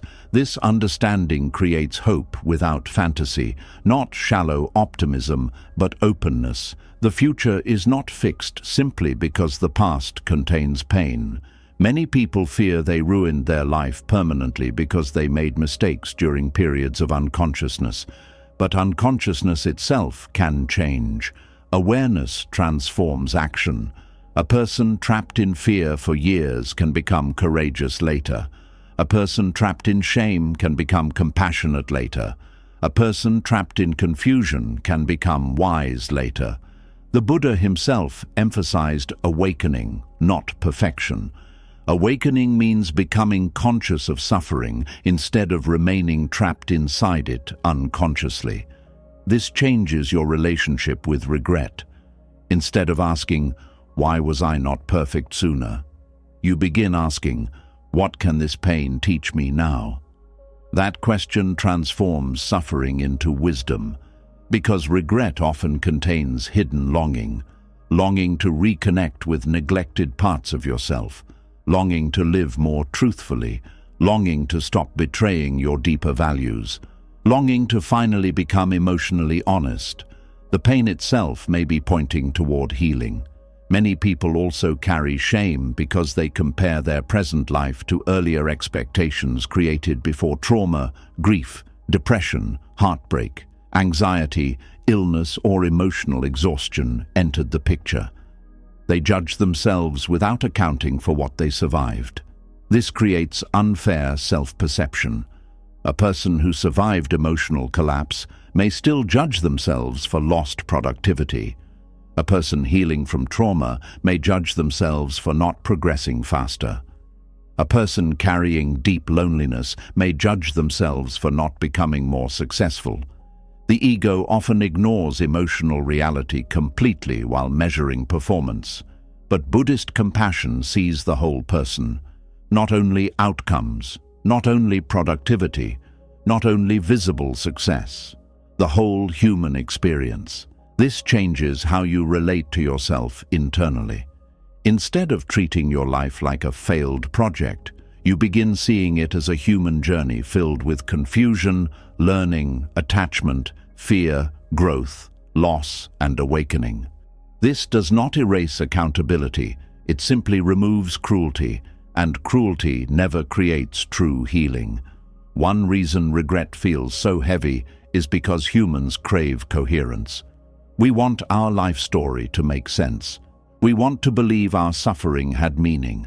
When life unfolds differently than expected, the ego struggles deeply because the narrative breaks. I thought I would become this. I thought life would look different. I thought I would be happier by now. The collapse of imagined identity creates grief similar to loss itself. Buddhism helps by loosening attachment to fixed narratives. You are not required to fully understand your entire life immediately. Human existence is more fluid than the ego wants to admit. Sometimes clarity arrives years later. Sometimes suffering changes direction unexpectedly. Sometimes what felt like failure becomes transformation later. Sometimes what felt like wasted time becomes emotional preparation. This does not mean every painful thing happens for a magical reason.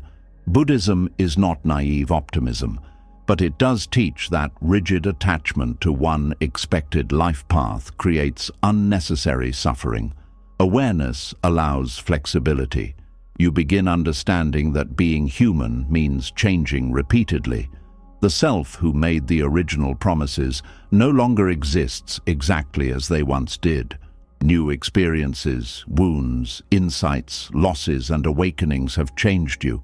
Holding your current self hostage to old fantasies prevents honest relationship with the person you are now. And the person you are now still deserves a future. That realization matters deeply because many people trapped in self-disappointment stop fully participating in life. Shame convinces them they already failed too much to begin again. But every moment awareness returns, life is still available. The present moment does not ask whether you perfectly fulfilled every youthful dream before allowing you to breathe. Existence itself continues. The sun still rises. The body still breathes. Awareness still notices. Possibility still exists.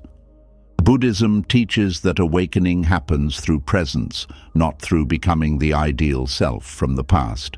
This means your healing does not depend on perfectly repairing every regret before peace becomes possible. Peace becomes possible when resistance softens, when self-hatred softens, when comparison softens, when attachment to old identity softens. This creates room for mercy. Mercy toward the frightened younger self who tried so hard. Mercy toward the exhausted self who lost direction. Mercy toward the grieving self who could not carry every expectation forever. Mercy toward the imperfect human being beneath all the pressure. And perhaps this is the deeper truth hidden beneath regret. The person you promised yourself you would become was often built from innocence, fantasy, pressure, fear, hope, and incomplete understanding. But the person you are becoming now through awareness may be more real, compassionate, humble, and awake than the fantasy ever was. The ego mourns lost perfection. Awareness discovers humanity, and humanity, though imperfect, contains wisdom deeper than performance.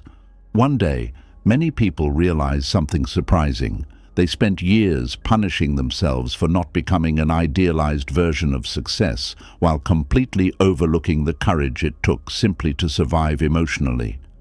Surviving heartbreak took courage. Surviving confusion took courage. Surviving loneliness took courage. Surviving disappointment took courage. Continuing after failure took courage. Trying again after shame took courage. Staying alive during dark seasons took courage. The ego rarely celebrates these things because they do not look glamorous, but awareness sees their truth clearly. This realization softens self-disappointment profoundly.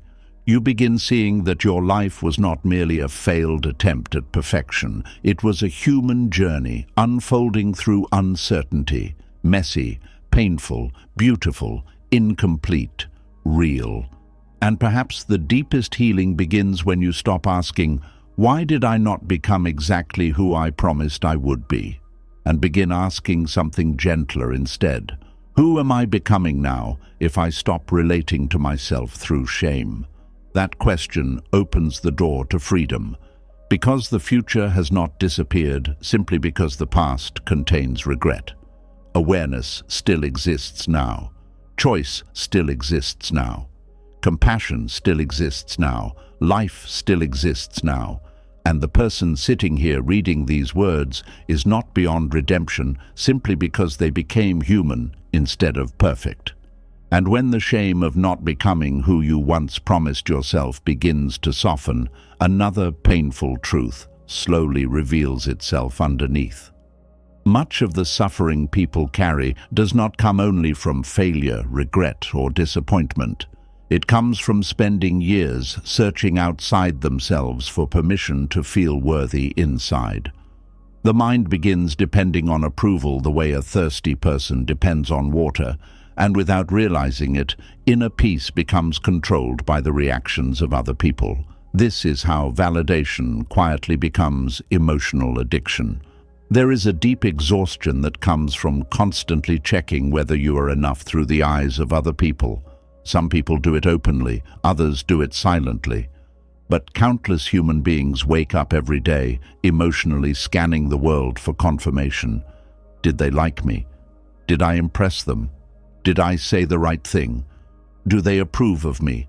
Do I still matter to them? Am I being noticed? Am I respected? Am I desirable? Am I successful enough now? The mind keeps searching for reassurance because somewhere deep inside it believes worth must be confirmed externally before it can feel real internally. At first, validation feels comforting. Praise creates warmth. Attention creates excitement. Approval creates relief. Compliments temporarily quiet insecurity. Recognition temporarily calms fear. The person feels seen for a moment, valued for a moment, important for a moment, but only for a moment. Soon the feeling fades. Then the mind starts searching again. This is why craving validation slowly destroys inner peace. Peace cannot survive where self-worth depends entirely on unstable external reactions. Human opinions constantly change. Attention changes, approval changes, popularity changes, attraction changes, praise changes. If your emotional stability depends on these things, remaining permanent, anxiety becomes inevitable. Buddhism teaches that attachment creates suffering because the mind clings to temporary experiences and demands permanence from them. Validation is one of the most addictive temporary experiences humans chase. The ego believes external approval will finally solve internal insecurity. But approval cannot permanently heal a wound rooted in disconnection from yourself. This is why even highly admired people often remain deeply insecure. They may receive endless praise, yet still feel emotionally fragile. One criticism can ruin their day. One rejection can collapse their confidence. One moment of being ignored can create panic, because the deeper issue was never solved. The issue was dependence itself. A person dependent on validation becomes emotionally controlled by the world around them. Their mood rises and falls based on reactions, attention, messages, praise, likes, responses, approval, and recognition. They may appear functional externally while internally living in constant emotional negotiation with other people's opinions. This creates enormous psychological tension. The person can no longer simply exist naturally. Every interaction becomes loaded with emotional survival. Even small social moments feel dangerous because the ego constantly asks, "What does this mean about me?" Someone responds coldly, and insecurity awakens. Someone else gets more attention, and comparison begins. Someone disagrees, and self-doubt appears. Someone withdraws affection, and panic rises. Life becomes emotionally unstable because the sense of self has no inner foundation. It depends entirely on external reflection.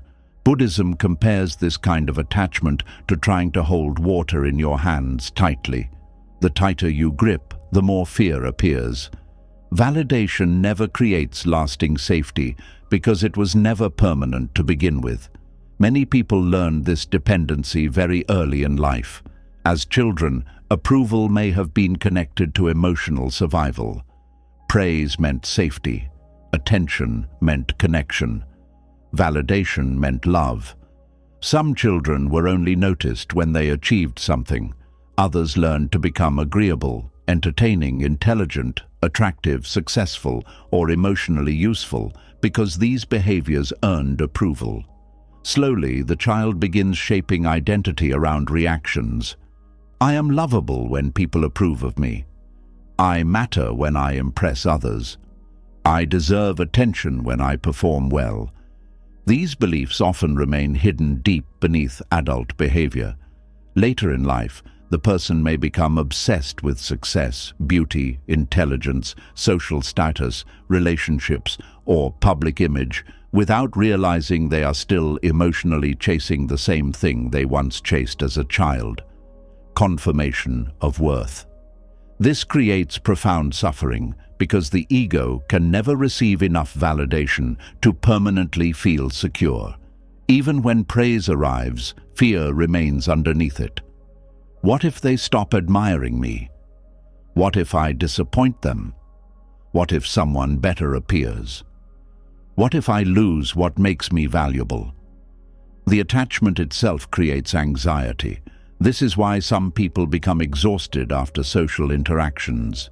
They are not simply talking, they are performing emotional self-protection constantly, monitoring reactions, adjusting personality, seeking reassurance, avoiding disapproval, trying to maintain approval. It becomes emotionally draining because the nervous system never fully relaxes. The person may not even know who they are anymore beneath all the adaptation. Buddhist wisdom teaches that this suffering comes from identification with the ego self. The ego constantly seeks confirmation because it feels incomplete internally. It builds identity from reflection. It says, "Tell me who I am. Tell me I matter. Tell me I am enough."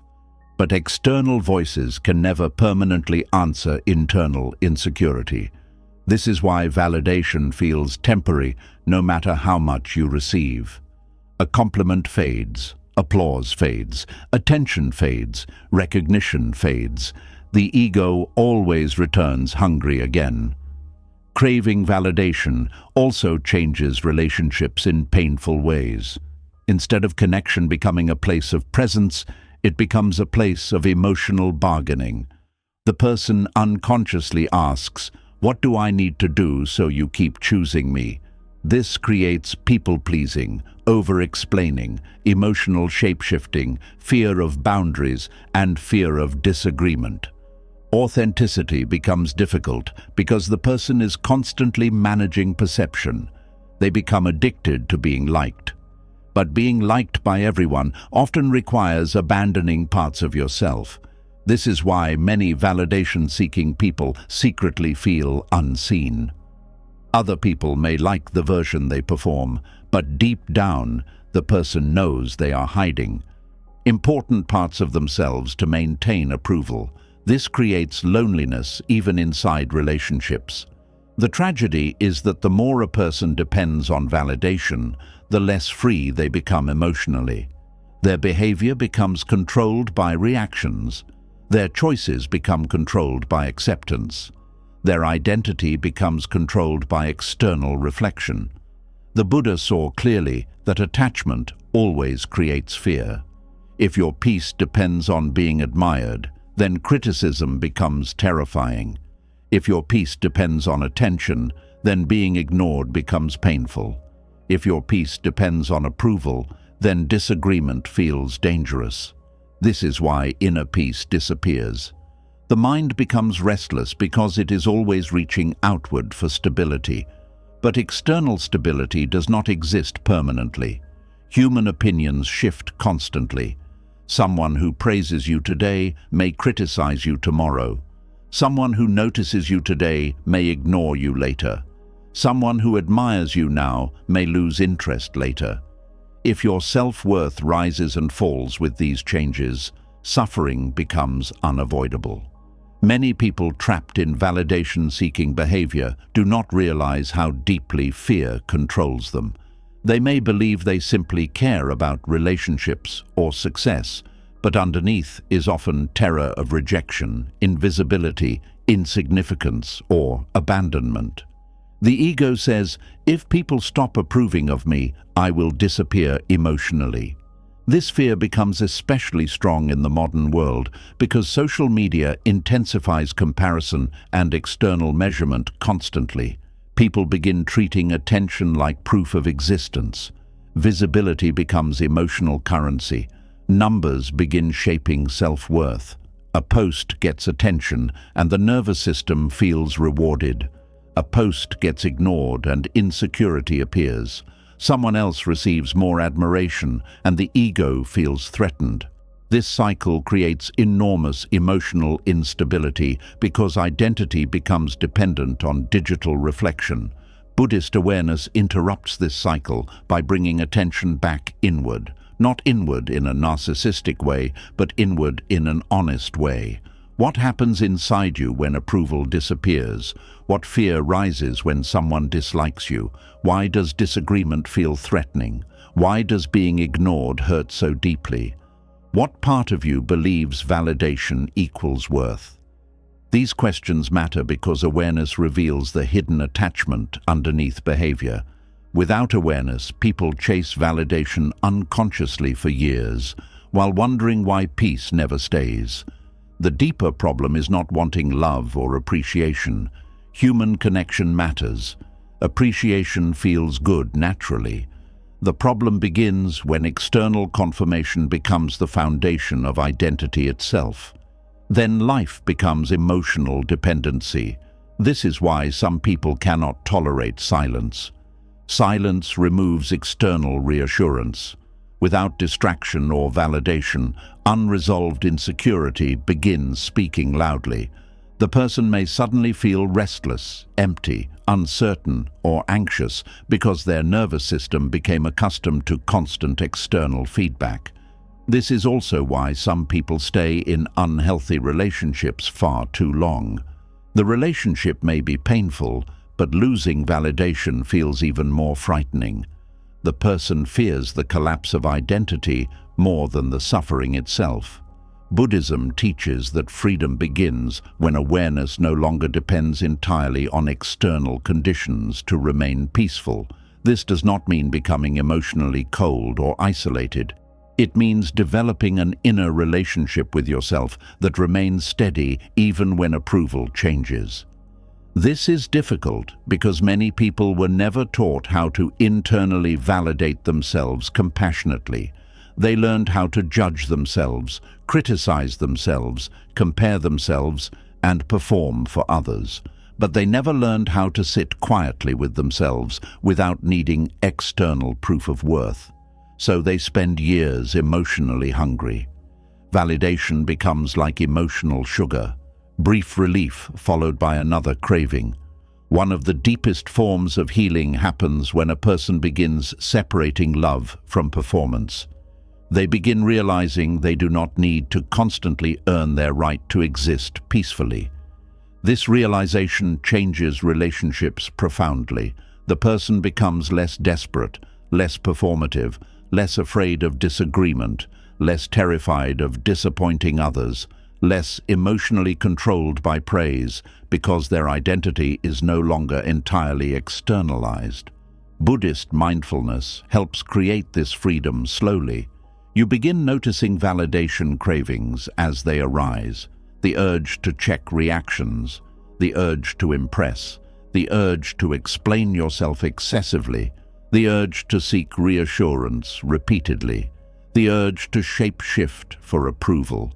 Instead of automatically obeying these impulses, awareness simply notices them. This pause matters enormously, because in the pause you begin realizing the craving itself is creating suffering, not the absence of validation, the craving. A thirsty mind cannot rest peacefully while constantly demanding confirmation. This understanding changes how you relate to yourself. Instead of asking, "How do I get everyone to approve of me?" you begin asking, "Why does my peace depend so heavily on approval in the first place?" That question leads inward toward healing. Many people discover that beneath validation, addiction is deep fear of rejection. Beneath rejection, fear is fear of unworthiness. Beneath unworthiness is often old emotional pain that was never fully seen. Maybe they were ignored emotionally as children. Maybe affection felt conditional. Maybe criticism was constant. Maybe they learned they had to become impressive to feel visible. These wounds create hunger, and hungry people search desperately for confirmation. But Buddhism teaches that external feeding cannot permanently satisfy inner emptiness. The emptiness itself must be understood. This does not mean the self is broken forever. It means awareness must reconnect with something deeper than approval, something quieter, something not constantly changing, presence itself. The present moment does not ask whether everyone approves of you before allowing you to breathe. Existence itself does not require applause. The sky does not need admiration to remain beautiful. Trees do not need validation to grow. The ocean does not ask permission to move. Only the ego believes existence requires constant external confirmation. This realization can feel both terrifying and liberating. Terrifying because the ego fears losing approval. Liberating because you finally stop building your entire identity around unstable reflections. Many validation-seeking people secretly live in constant emotional anticipation. They wait for messages, wait for compliments, wait for reassurance, wait for recognition, wait for proof that they matter. This waiting steals presence from life itself. The mind becomes externally focused constantly. What do they think? How do I appear? Did I say enough? Did I do enough? Am I accepted? Awareness gently redirects attention back toward direct experience. This breath, this moment, this feeling, this life already unfolding now, not after approval arrives. Now. One reason validation destroys inner peace is because it trains the nervous system to outsource emotional stability. The person no longer trusts their own perception of themselves. They need others to constantly confirm reality for them. If praised, they feel valuable. If criticized, they feel worthless. If noticed, they feel important. If ignored, they feel invisible. This creates emotional fragility because the self becomes entirely reactive. Buddhist wisdom creates another possibility. You can appreciate praise without depending on it.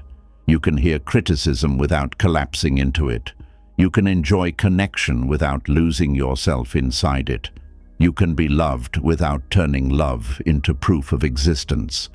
This is emotional freedom, not because you stopped caring about people, but because your inner stability no longer lives entirely inside their reactions.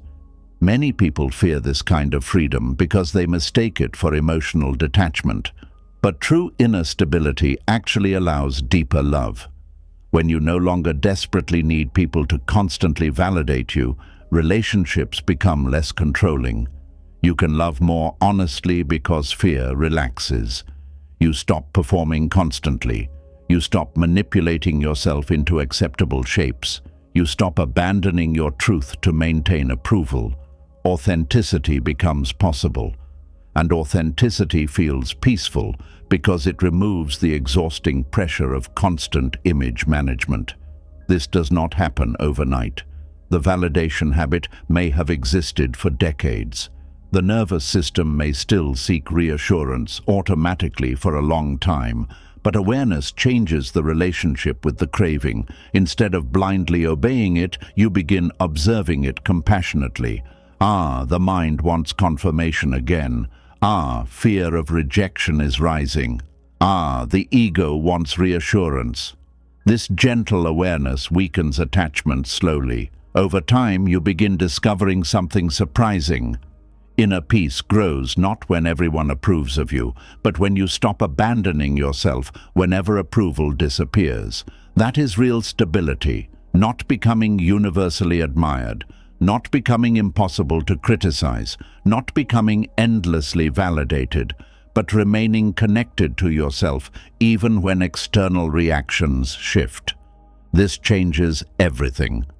Because life will always contain misunderstanding. Some people will not see your heart clearly. Some people will leave. Some people will disagree. Some people will overlook you. If your peace depends on controlling all these things, suffering becomes endless.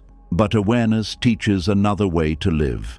You can still care deeply, still love deeply, still create, connect, and contribute, but without making every external response the foundation of your worth. This creates spaciousness inside the mind. The nervous system begins relaxing. Silence becomes less threatening. Solitude becomes more peaceful. Rest becomes possible again. You no longer feel emotionally chased by the world every second. And perhaps the deepest transformation happens when you finally realize that the craving for validation was never truly about attention. It was about longing to feel safe within yourself. The ego thought approval would create safety. But real safety begins when awareness no longer collapses every time approval changes. That is why Buddhist wisdom points inward. Not because the world does not matter, but because inner peace cannot survive while chained completely to unstable external conditions. Human opinions will always move like weather. Praise will come and go. Attention will rise and fade. Validation will never remain permanent. But awareness can remain steady beneath all of it. And when that steadiness begins growing inside you, something beautiful happens quietly. You stop begging the world to constantly confirm your existence. You stop measuring your worth through reactions. You stop treating approval like oxygen. You begin breathing from somewhere deeper, somewhere quieter, somewhere free. And in that freedom, you finally discover a kind of peace that applause could never give you, and rejection can no longer fully take away. Tonight, you did not just listen to words. You sat beside the wounded parts of yourself that have been carrying shame, fear, comparison, regret, loneliness, and the quiet belief that you were somehow not enough. But slowly, lesson by lesson, something deeper began to reveal itself. Your worth was never meant to depend on achievement, approval, perfection, attention, or becoming somebody else. The suffering began when the mind forgot its own wholeness and started searching outside itself for permission to feel valuable. Buddhist wisdom reminds us that healing does not happen by fighting yourself harder. It happens when awareness replaces shame, when compassion replaces self-rejection, and when you finally stop abandoning yourself every time pain appears. The broken parts of you were never asking to be hated. They were asking to be understood. And maybe tonight, for the first time in a long time, you can feel that quiet truth returning. You were never too late, never too damaged, never too ordinary, never too far gone to deserve peace. Before you leave, I want you to do something honest. In the comments, write one sentence your younger self desperately needed to hear during their hardest season. It may become the exact words someone else scrolling tonight needs to survive their own pain. And if this journey helped even one wounded part of you breathe a little easier, subscribe to the channel. There are still many more Buddhist lessons waiting to help you return home to yourself.